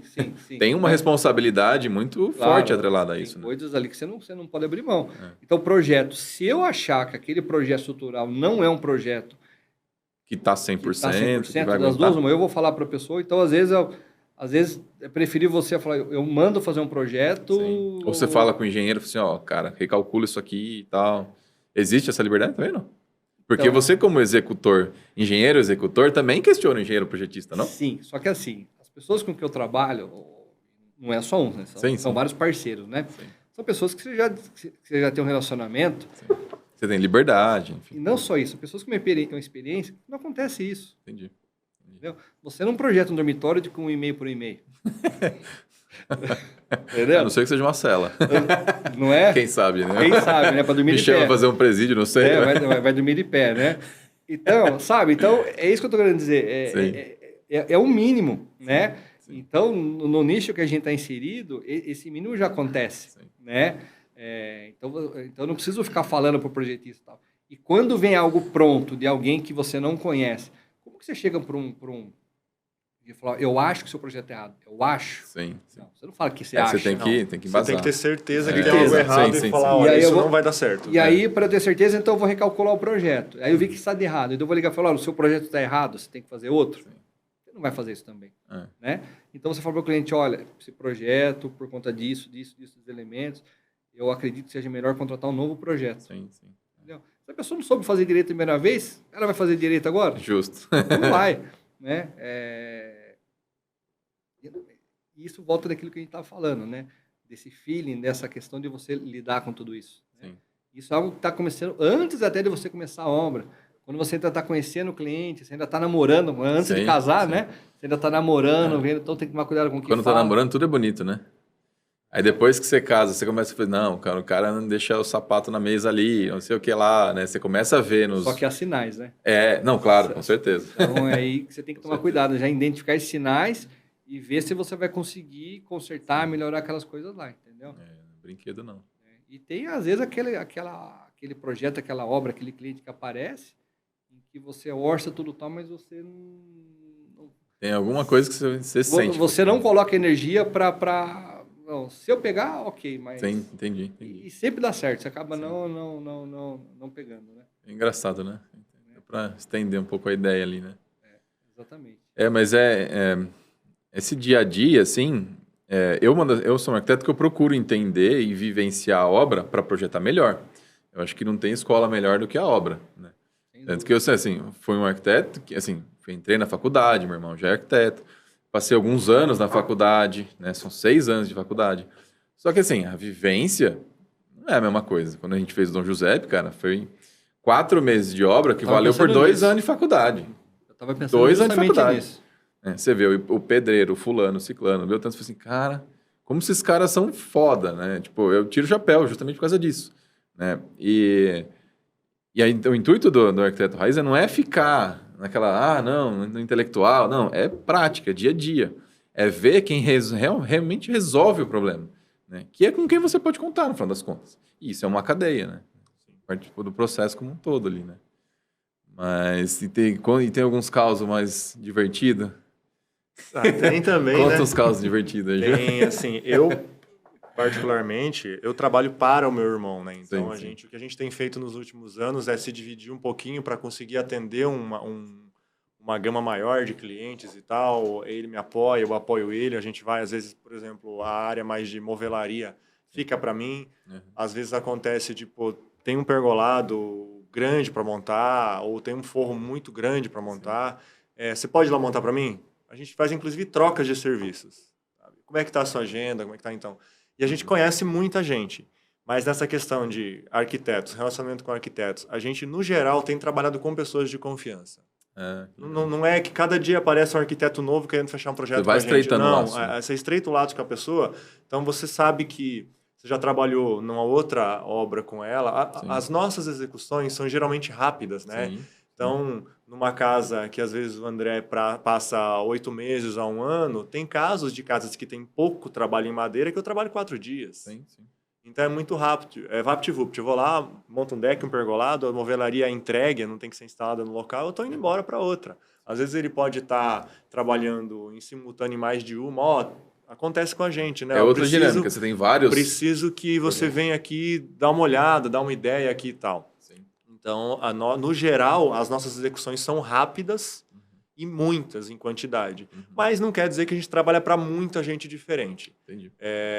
Essa semana eu recebi um contato, uma mensagem de uma arquiteta que eu sabia que eu já conhecia ela pelo simples fato de ter o contato dela salvo, mas eu não lembrava nem quem era. Aí eu comecei a tentar lembrar do sobrenome, subir a conversa para lembrar de onde eu executei serviço para ela. E isso me trouxe uma sensação muito gratificante de falar, pô, ela lembrou de mim de novo, ela precisa de mim, né? Sim. Depois de mais de 2 anos que a gente trabalhou junto.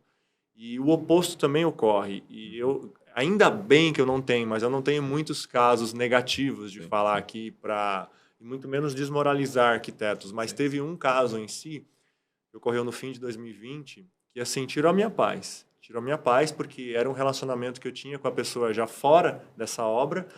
E ela me chamou, Júlio, vem dar uma olhada aqui, tem deck pergolado, tem um serviço aqui para você fazer. A cliente é amiga minha também, a gente foi lá, ela tinha um projeto, eu analisei o projeto à distância primeiro, fomos lá, em loco, para ver o que precisava ser feito. Um pergolado grande, com umas vigas estruturais bem longas, um deck e um ripado para um orquidário. Tranquilo o serviço. Uns bancos em volta de uma fogueira e tal. Beleza, no projeto em si, teve uma única questão que eu questionei, que era uma viga que o pergolado ele virava e descia na parede. E uma viga que tornava a passagem, a lateral da casa tinha um recuo de 1,5 m, e colocando aquela viga você tinha uma passagem de 70 centímetros. E eu aconselhei a não usá-la. Porque você tinha até uma questão, às vezes precisa passar com móvel, precisa fazer uma remoção de alguma coisa. Não coloca essa viga aqui. Primeiro que ela não tem nexo com nada aqui, ela não combina com nada. Vamos passar ela direto, conforme as outras. Então, todas se direcionam até o muro e descem. Beleza, tá ok, muito bom e tal. Quando na execução do projeto, eu fiz conforme a gente havia combinado, e isso não estava registrado em nada, isso foi de boca, né? Então, o meu orçamento, eu procuro detalhar para me proteger também, da seguinte forma, um pergolado com tantas vigas, a medida da viga é tal, as vigas descem na parede, são chumbadas ao chão, são fixadas, a distância média entre as vigas é tal, mas detalhes técnicos não são expostos no projeto, porque isso vira uma sopa de letrinha, principalmente para o cliente, que muitas vezes é leigo. Quando da execução do projeto, ela já havia conversado com a cliente para fazer aquilo. E eu contestei, por conta do vão. Talvez eu poderia ter feito do jeito que ela queria e deixado lá e não ter interferido nisso. Mas você quis a melhor situação também. Mas ela,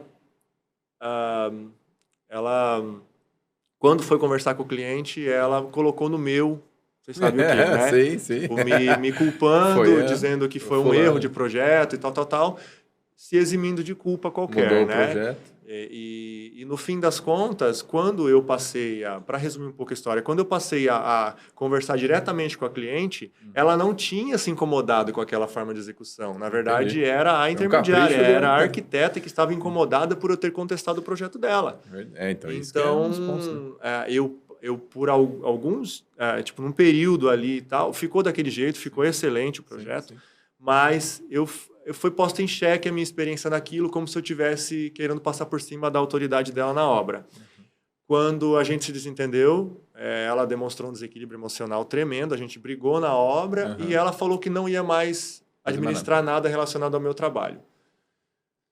Estabeleceu-se um clima ruim, porque ela administrava todo o restante da obra, né? Sim. Então eu tinha que conviver com uma pessoa que tinha discutido comigo e que não encarava aquilo como um simples falta. Uma melhora, né? Foi, na verdade, uma falha de diálogo, né? Foi uma falta de diálogo que ocasionou aquilo. E logo em seguida eu fui conversar com a cliente, expliquei para ela toda a situação. E ela disse, não, eu gostei desse jeito. Tá ótimo para mim, não tem nada de errado. E eu disse, você quer prosseguir com o projeto, fazer o restante, orquidário, deck e tudo mais? Não, eu quero que você continue aqui e faça todo o trabalho. Ok, então o que a gente vai ter que fazer? Tratar diretamente.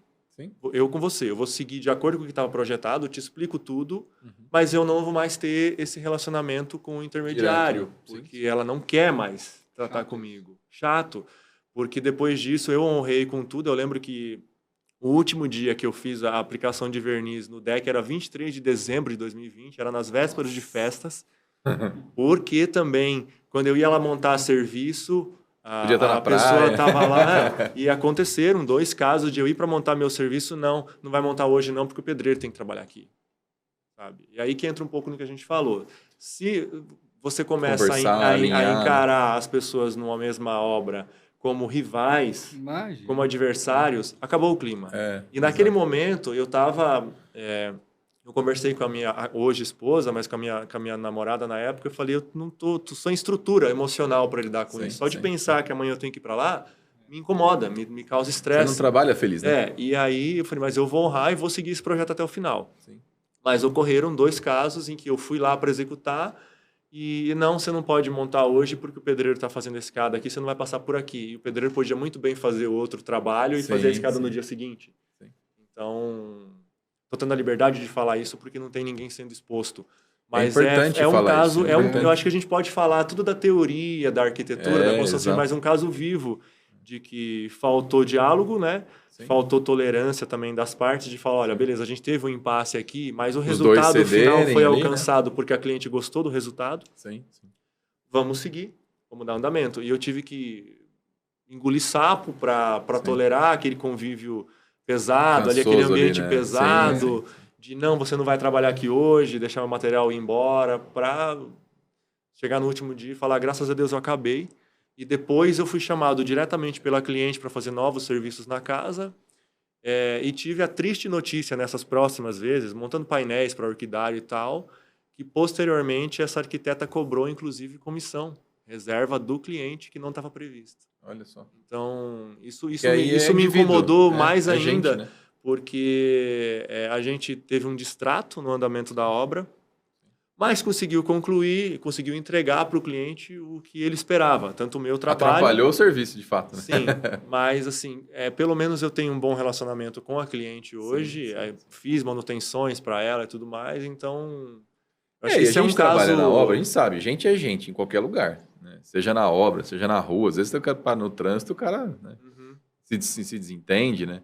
Mas é importante ter essas experiências, esses testemunhos, porque...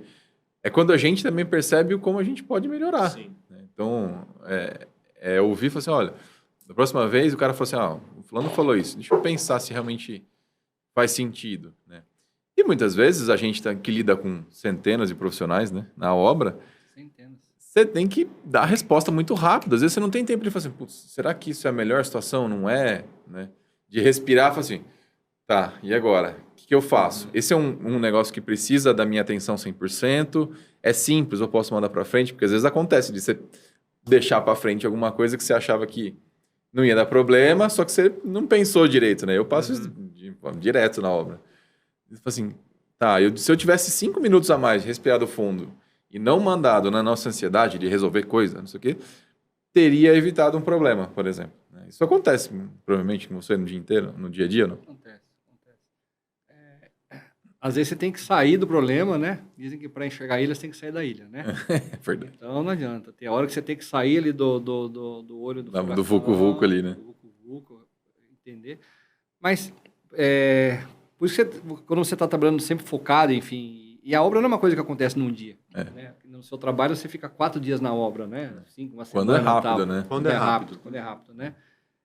E a gente que está no geral ali, então assim... E você está focado naquele trabalho, sim, então você começa a prever as coisas, né? Lógico, você não consegue prever tudo, evidentemente, né? Tem dia que não está previsto em uma equipe na obra, você chega lá, tem 4 equipes trabalhando, que deu errado lá, eu vinha para cá. Ok. Aí eu falei, pega a senha para falar comigo. Às vezes tem dia que na obra tem tanta gente para falar com você que fala, tira a senha ali e aguarda a sua vez, né? E aí... Eu conversei com ele primeiro, não tá certo, vai fazer o seu serviço. Aí daqui a pouco chega você, caramba, bicho, Júlio, não vai poder fazer. Né? Questiona uma coisa que faz sentido, né? Só que também eu não posso, Júlio não vai fazer, não. Júlio, vem cá. Como a gente vai fazer? Como a gente vai fazer, né? De novo, aí traz você, olha, eu tô... Então, assim, conversando, dialogando, né? Sim. Eu acho que esse que é o... o problema é quando falta humildade e quando falta educação. Aí vai longe o negócio, né? Ou não, né? Ou então sim. já rompe, já... Exato. Esse é o... Infelizmente, às vezes isso acontece, né? Às vezes com um profissional, com um cliente, né? Eu, enfim, não me lembro de uma vez eu ter estourado e agido. Já aconteceu o contrário, né? As pessoas estourar e tal. Eu falei, não, vamos até porque não é produtivo, né? Não. Vai continuar o problema, só vai piorar o clima. O objetivo sempre é finalizar a obra, sempre. Né? Então, como você falou, você engole, você faz de conta que você não viu, né? E uma coisa que eu queria perguntar para vocês, assim, a gente sabe que fazer as coisas, executar, é desgastante. Né? Você lida com várias pessoas, cada uma, às vezes o cara acordou com o pé esquerdo, brigou com a mulher, ele vem descontar no na obra e assim por diante, né? E esse processo, ao longo de muitos anos, gera um desgaste, assim, né? Eu imagino. Como que vocês, sei lá, se refrescam desse desgaste e falam assim, cara, tô motivado, vou fazer um negócio diferente. Como que você fala assim, cara, puta, esse é um novo desafio, não é mais uma mesinha comum, sabe? Como que vocês se mantêm nessa saga por querer fazer melhor, de querer melhorar? Existe algum valor intrínseco ali? Como que vocês pensam nisso? Assim? Acabar uma obra é uma coisa muito gratificante. Né? É um processo, eu acho que assim como quando você termina um pergolado, um móvel, quando você termina um projeto, e você também trabalha com obra, então você sabe. É algo gratificante, né? A gente fala, a obra é que nem um filho. De certa maneira, não tenha dúvida, né? Porque você vê literalmente do projeto, você vê crescer né? E até quando se forma na faculdade, né? Exatamente. Então, é algo gratificante. Isso me deixa... Isso me dá muito prazer. Essa gratificação motiva, então. Não tenha dúvida. E assim, eu acho que você também tem que entender assim, o que está errado no processo. Eu adoro o que eu faço. Uhum. Sinto prazer em trabalhar naquilo que eu faço. Sim. Lógico, nem tudo são flores, né? Mas qual que é o problema, né? Às vezes o problema está em você e às vezes o problema realmente está numa pessoa, numa equipe, alguma coisa que está destoando daquele contexto ali. Eu tenho a felicidade de trabalhar numa equipe maravilhosa, enfim, que todos que estão envolvidos no processo ali, todo mundo, cara, do ajudante ao pedreiro, ao eletricista, ao encanador, todo mundo que está envolvido, todo mundo alinhado, cara, e todo mundo com o mesmo propósito. Legal. E quando vem alguém novo que entra na equipe, eles têm toda a liberdade e usam essa liberdade para falar, ó, esse não serve. Ó, esse cara aqui não é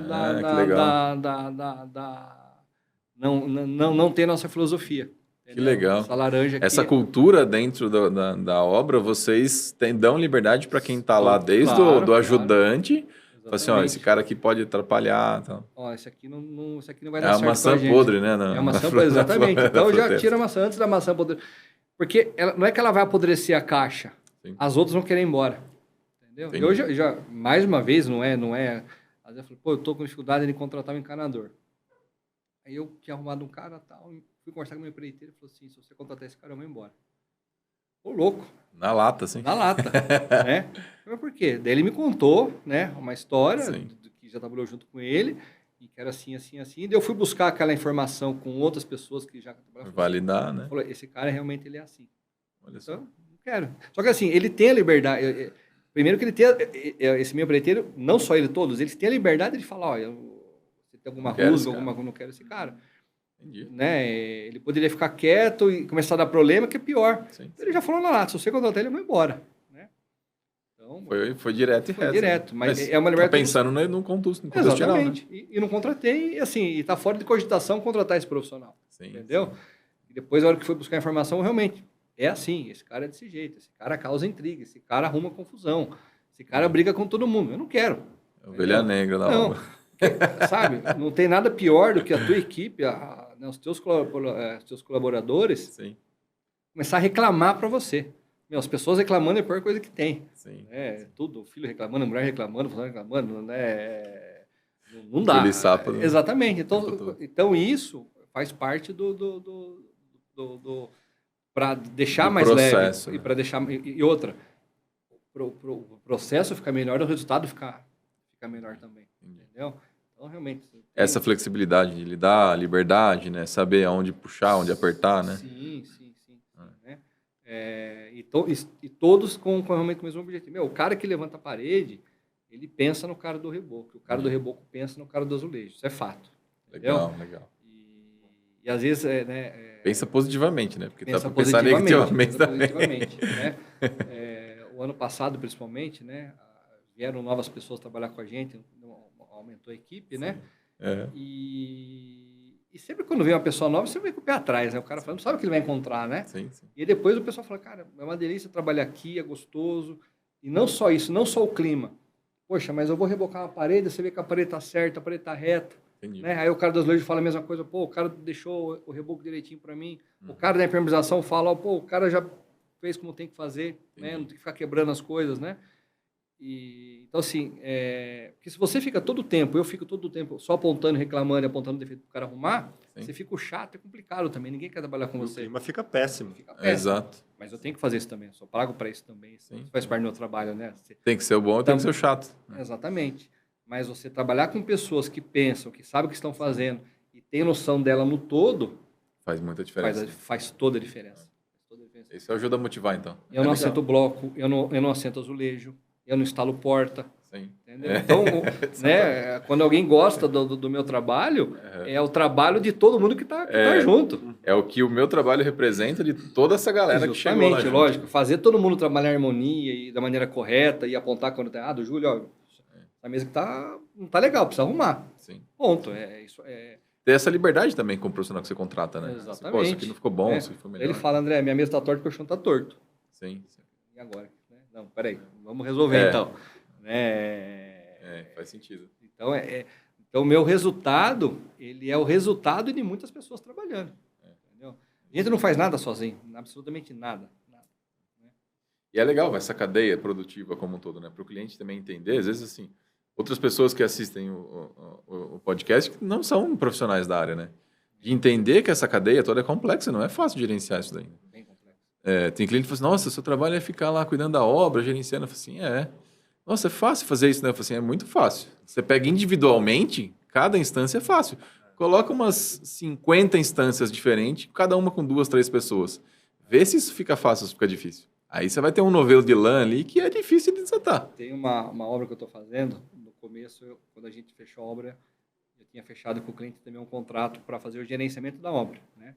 Eu executo e eu cuidar de tudo, além daquilo que não é meu trabalho, é um serviço que eu ofereço à parte. Legal. Né? E ele não quis. Primeiro ele contratou, depois ele não quis mais. Tá bom.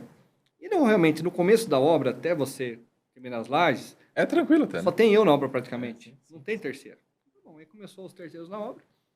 Aí um sábado, cara, juro pra você, sábado, 4h30 da tarde, cara. Sábados e domingos são foda, né?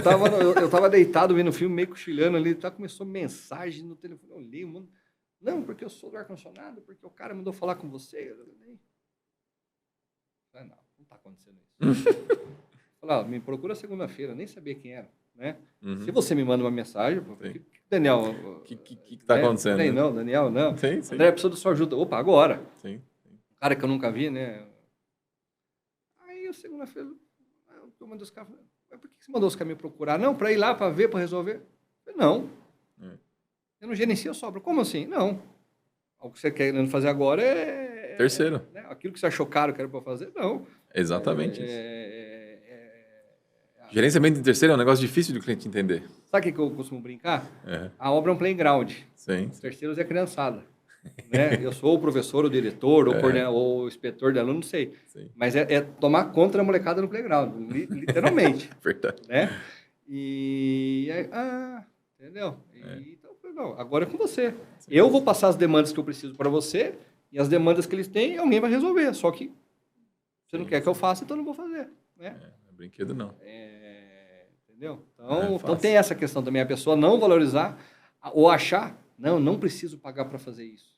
Não preciso pagar para fazer projeto, não preciso pagar para gerenciar, não preciso pagar para... Né, para trazer isso de novo, para fazer corretamente. Né? Escuta, mas peraí, o que é o trabalho? Né? Você sabe, você é da área? Não. Você já fez isso uma vez? Não. Não, mas eu tenho uma fábrica, eu cuido de um monte de gente. Eu falei, cara, cuidar das pessoas é uma coisa. Agora, cuidar dos serviços... Das pessoas na obra é diferente. Você entende de elétrica, você entende de hidráulica, você entende de ar-condicionado, você entende de marcenaria, você entende de marmoraria, você entende de forro? Não. Exato. E muitas vezes não é valorizado esse conhecimento até para os próprios profissionais, né? Às vezes ele está tão acostumado, por exemplo, você faz um negócio que às vezes está acostumado. Você fala assim, não, para mim é tio de letra, mas é um negócio que não é tão fácil de fazer, né? Se é que você tem experiência, né? E essa motivação, né, de você, puta, como que eu vou levantar segunda-feira cedo e trabalhar? De onde você arruma essa motivação? Eu posso dizer que tem altos e baixos. Tem fases assim que... Eu acho que na fase dos baixos, digamos assim, eu quero me livrar disso aqui. Então eu vou arrancar energia de algum lugar para fazer isso, para entregar, porque eu preciso participar para o próximo. Sabe? Projetos que começam a ficar muito morosos, muito complexos, muito complicados na execução, que às vezes demandam mais energia do que você esperava, tiram a sua paz. Tiram a sua paz. Então, nas fases mais ruins, eu procuro não soltar uma coisa enquanto não resolver ela, passar para a próxima. E acontece às vezes de a motivação, a gratidão ou a tranquilidade de entregar um produto ser melhor do que inclusive receber o serviço. É tão bom poder tirar algo do barracão lá, que estava às vezes há dias, porque você precisava fazer um verniz e não podia, porque estava com impasse, com problema, ou que o cliente precisava ver primeiro para... Abrir espaço para o novo. E sabe, entregar o produto é muito bom. E é isso. E aí, claro, os casos das pessoas que te passam um feedback positivo, que falam, nossa, eu cheguei aqui, eu vi o móvel, eu adorei, ficou muito bom, obrigado, ficou melhor do que eu pensava, te dão uma injeção de ânimo de novo para a próxima. Isso eu estou falando numa fase em que você está mais, assim, sabe, cansado, ou que você vem de uma obra que está te trazendo um desgaste muito maior do que você previa. Né? Então, não existe um dia igual ao outro. A gente está hoje passando pelos dias mais quentes do ano e fazendo serviço externo. Nossa, cara, um meio-dia, solzão na cabeça e eu preciso fazer isso aqui. Às vezes a cabeça da gente está atordoado. Eu vou para lá e eu chego lá e esqueci o que eu fui buscar. Sabe? Então, não tem um dia como o outro. Não, aí o cliente liga cobrando prazo. Você não me entregou aquela mesa, não sei o quê. Você fala assim, oi? Obras em que você atua em parceria com um arquiteto bom de conversar, sabe? Que entende o seu lado, com um cliente que é respeitoso com você, que te olha de igual para igual, sabe? Que não olha de cima, ou que...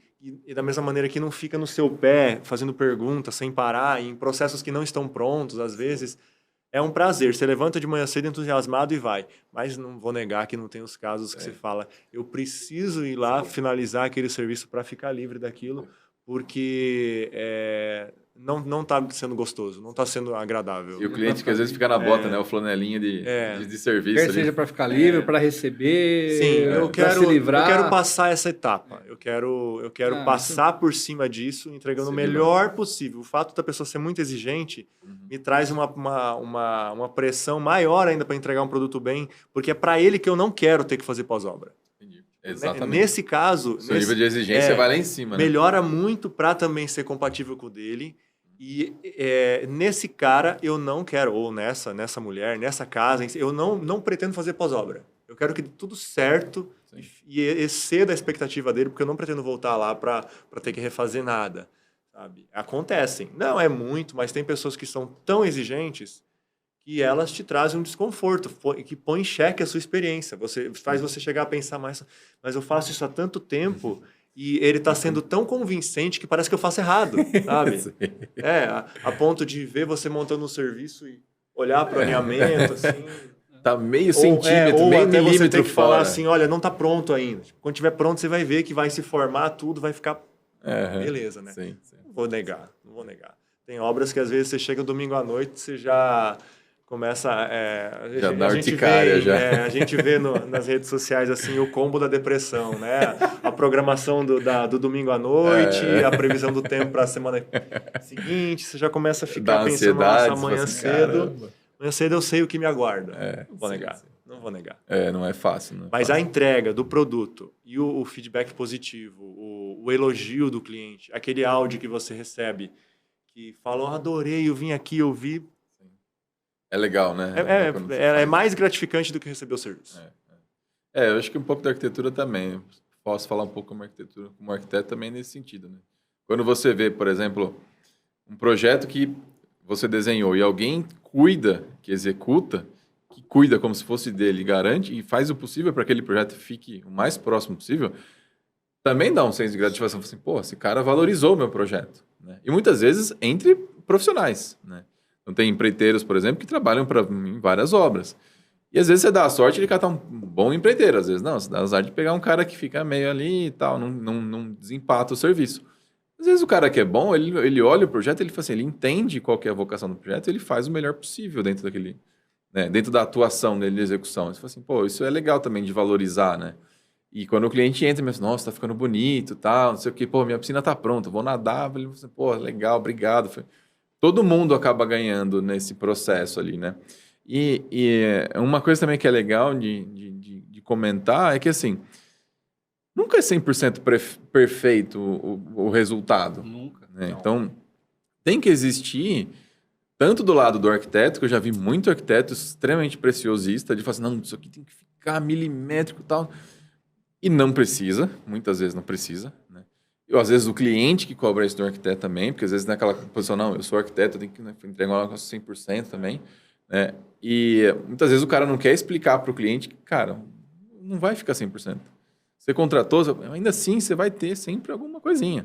Numa casa toda, sempre vai ter um rodapé que não está 100%, uma janela que está pegando um pouquinho. Isso faz parte de construir, eu acho, né? Então, assim, saber explicar, né, muitas vezes, para o cliente, aí um pouco do arquiteto, né? De conseguir passar essa confiança para o cliente, mostrando que, tem que ter uma certa tolerância com o resultado. Por quê? Porque, assim, é o que você falou, às vezes eu falo assim, porra, eu não sei aonde eu errei, né? Assim, cara, você tem experiência pra caramba. Eu não acho que eu errei. Exato, né? Eu falo assim, não. Mas, às vezes é um excesso de preciosismo. Eu falo assim, não, isso aqui tem que ser uma linha reta, não pode estar meio centímetro, meio milímetro fora, né? Esse é um dos pontos. Você, se eu fazer um prumo numa parede, cara, meio centímetro é tolerável, né? Não vai matar ninguém. Dependendo da situação, não, sim, exato. Mas se você, numa parede normal, ok, né? Uma fachada. Exato. Tem uma empena de 10 metros, ficou meio centímetro fora, você, vou bater palma, ficou quase perfeito. Vai fazer um negócio desse ficar meio centímetro Porque é tudo artesanal. Exatamente. Porque é tudo artesanal. A gente não está trabalhando com materiais industrializados e fazendo um adendo a isso também rapidamente. Eu tenho observado, e também em diálogos com o meu irmão, que é proprietário da empresa, que nos últimos anos, não sei se vocês concordam, as pessoas têm ficado muito exigentes. Os clientes têm ficado muito exigentes.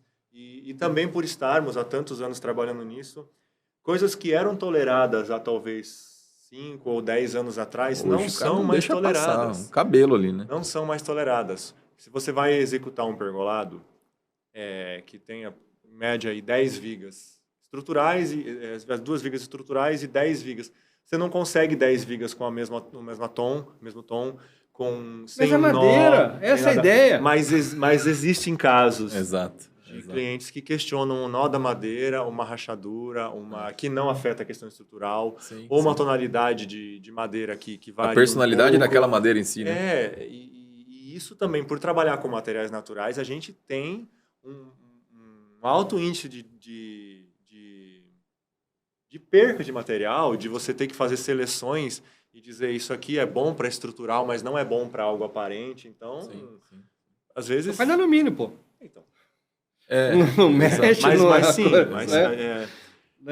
Eu bato muito na tecla de que a beleza é o resultado do processo, né? Então, assim, se você tem um processo bem feito, com um bom projeto, naturalmente ele vai ficar bonito, né? Se você tem um processo onde você força demais o processo para gerar uma estética ou fora do normal ou excessiva, você está caminhando contra o fluxo natural das coisas, eu imagino, né? Tipo, de você organizar, por exemplo, como é que eu vou fazer a laje da casa se eu não tiver a fundação feita? Tem coisas que não dá para você inverter, né? Então, assim, esse fluxo é um negócio primeiro eu coloco o piso, depois eu assento. Sempre que vai ter um ajuste do piso com rodapé. Por isso que existe o rodapé, senão não precisava de rodapé. Entendeu? Assim, esses detalhes fazem diferença. Entender que isso é parte do processo. Eu quero uma emenda de parede de gesso com forro de gesso perfeito. Você não vai ficar perfeito, né? Porque existe a irregularidade. Ou às vezes você pega uma obra que está... Uma reforma. Reforma é um prato cheio para dessas coisas. É uma delícia. Onde você pega tudo quanto é problema, né?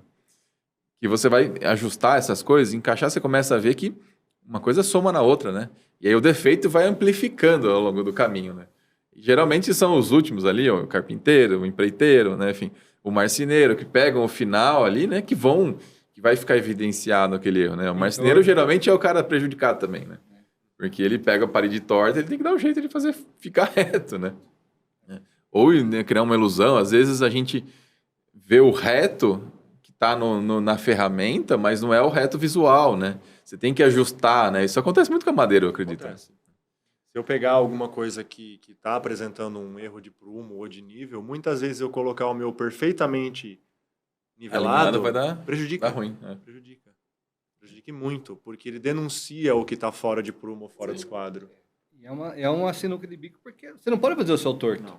Entendeu? Então, e tem horas assim que tá... Voltando à questão do arquiteto, né? Já aconteceu isso algumas vezes, né? Você começa a executar a obra, aí o cliente pergunta, sua janela está com 2 metros? Não, está com 1,5 metro. Mas eu mandei fazer com 2 metros o projeto. Está com 1,5 metro. Sim. Aí, só que quando isso acontece, não é uma coisa só, são várias. Aí você percebe, assim, que o arquiteto ele não ouviu o cliente, né? E o arquiteto faz, o cliente às vezes faz aquela listinha, né? Quero isso. Se não dava para fazer ou se ele esqueceu, eu não sei. Sim. Mas a questão é que o projeto que eu estou na não obra... Não veio assim, né? E o cliente começa a perceber isso quando eu já estou fazendo, levantando parede ou coisa assim, né? Sim. E como que você vai falar? Não vou falar mal do arquiteto nunca, jamais. Sim. Não porque é conveniente, não, porque eu não sei o que aconteceu. Né? E mesmo quando eu sei que... Não, mas vamos resolver, vamos consertar, tal. Às vezes a gente liga para o profissional e fala, cara, está acontecendo isso. Viu, como é que é isso aqui? Às vezes o cara, puxa vida, André, esqueci mesmo. Eu falei, tá bom, dá para arrumar? Não, deixa aqui que eu resolvo. Entendeu? Sim. Mas às vezes, na maioria das vezes, na verdade, você não tem como ficar quieto. Uma coisa é você ficar apontando o dedo, não. Sim. Outra coisa é você deixar passar um erro que você vai ser corresponsável, né? Exatamente. Ele falou, você não vai fazer o pergolado fora de nível porque o muro está fora de nível.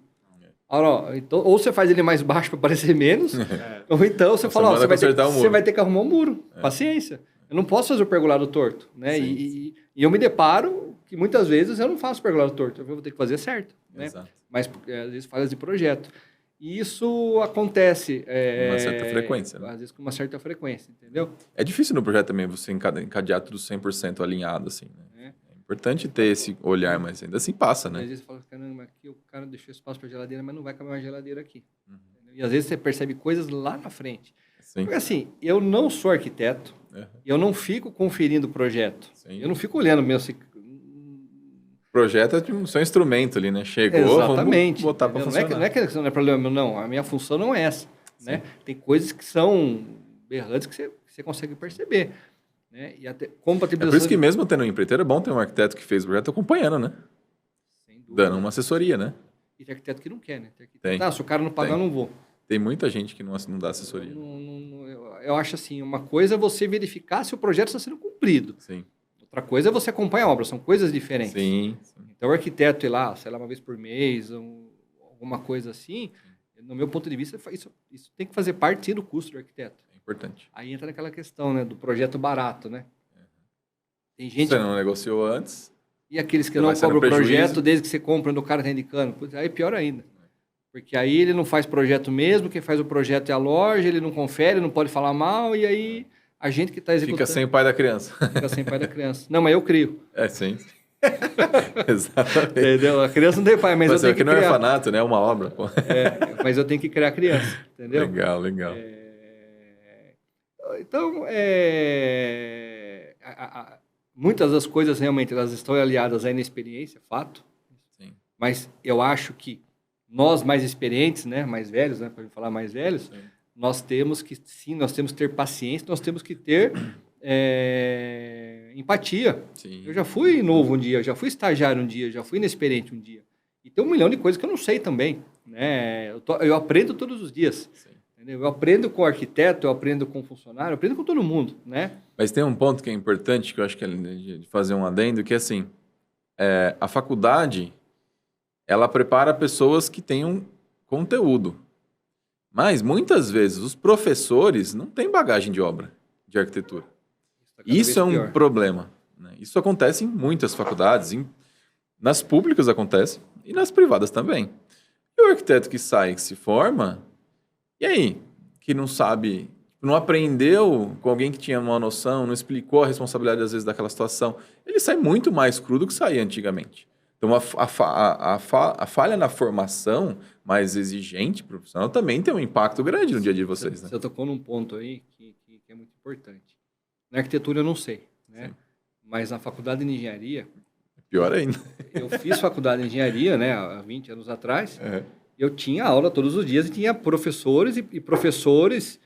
Alguns eram só acadêmicos, mas muitos dos professores eram do ramo como a gente construíam, né? Né? Então, assim, o cara não dava apenas a aula. A gente trocava experiência. Isso, né? Era o mestre e aprendiz, né? Mestre e aprendiz. Cara, ele estava falando alguma coisa, dando uma realidade, explicando uma matéria, ele falava de uma situação que ele passou. Tive muito disso. Nossa, isso é enriquecedor. Isso é muito legal. As faculdades de engenharia agora são todas online. Você já viu como é que é? Engenheiro online? Eu não consigo entender arquiteto. Não, mas sabe como é que é? É uma aula gravada, parece Jornal Nacional, né? Tem uma pessoa falando, você fica assistindo.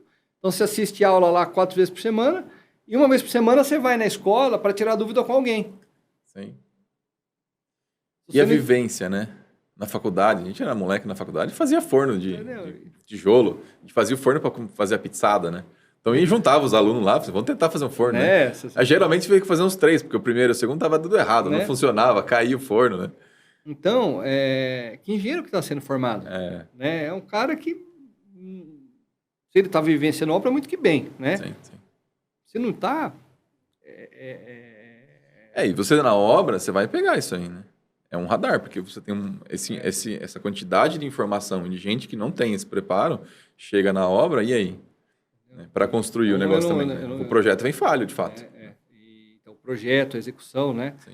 E aí você veja, aí a pessoa tem aula online, aí se ela tem uma dúvida, ela vai na escola lá naquele dia lá para tirar dúvida com alguém. Se aquele alguém não sabe tirar a dúvida dela, ele vai perguntar para outra pessoa e na outra semana tira a dúvida. Eu, na escola, às vezes o pessoal brigava comigo. Para de perguntar coisa pro professor, cara. Deixa acabar a aula, tem que né? aprender, né? Levantava a mão, eu não entendia, professor. Né? Eu sempre fui assim. Então, isso muda? Claro que muda. Né? Muda da água pro vinho, eu acho. Exatamente. Então, nós somos uma geração de transição. Né? O que está vindo para cá, sim, não é que é melhor ou pior, mas é muito diferente. É muito diferente. E algumas coisas, a gente tende a achar que aquilo que é mais novo é melhor. E não é. Não. É bom ficar claro que, assim, tem coisas que você fazia antigamente que é bom a gente manter, a gente tem que preservar, né? A sua profissão é uma profissão que quase está extinta. Né? Quanta gente hoje em dia se forma, que tem 33 anos na sua idade, que trabalha com isso, tem experiência, bagagem. Ou que quer trabalhar, porque é um serviço pesado, né? Cada vez mais escasso. Você, no dia a dia, você vive isso também, né? Construção civil. Se você for nas nossas obras, é difícil ver gente com menos de 30 anos trabalhando. Exatamente. Entendeu? E quando todos os velhos morrer, aí a molecada não vai aprender? Você vai ter um gap de geração? Vai aprender a construir? Como que você vai construir depois? O robô vai fazer? Vai aprender com quem? Exato. Vai aprender com quem, exatamente. A resolver o problema, né? E essa turma que não quer estudar, eu não sei o que vai ser, cara. Eu realmente não sei. Entendeu? Tem gente que... Obra, que ele está falando, obra, é trabalho pesado? Claro que é trabalho pesado. Sim. Ganha bem. Né? O trabalhador de construção civil, né? Hoje em dia que trabalha, né? Que faz direito, que entrega o seu trabalho, ele ganha bem, sim. Opa, ele tem uma vida digna, não tenha dúvida disso. Sim. Né? Mas muito esforço, muito suor, sem dúvida alguma. E tem uma turma aí que, o cara prefere trabalhar de ajudante na Coca-Cola lá, ganhar $1,500 por mês do que na obra ele poder ter uma profissão. Antigamente era mal visto, né? O trabalhador da construção civil, né? Havia um preconceito grande, né? Não sei se é porque a gente está dentro, a gente vive aquilo. Eu nunca tive isso, né? Eu nunca vi de maneira diferente, nunca olhei de cima. O que você falou me chamou bastante atenção, porque isso é uma coisa que eu realmente abomino, né? As pessoas... Mas existe muito isso, muito engenheiro, muito arquiteto que faz isso. Claro que tem, claro. Eu abomino isso de toda maneira, né? Somos todos iguais. Sim. Tivemos oportunidades diferentes, né? Preparações diferentes, mas somos todos iguais. E talvez vontades diferentes também. Exatamente. Também, exato. Né? Pô. Mas somos todos iguais e não há diferença. Somos todos, né? E cada um cumpre o seu papel, né? Na cadeia toda da indústria da construção civil. Tem espaço para todo mundo, né? Isso que é legal, né?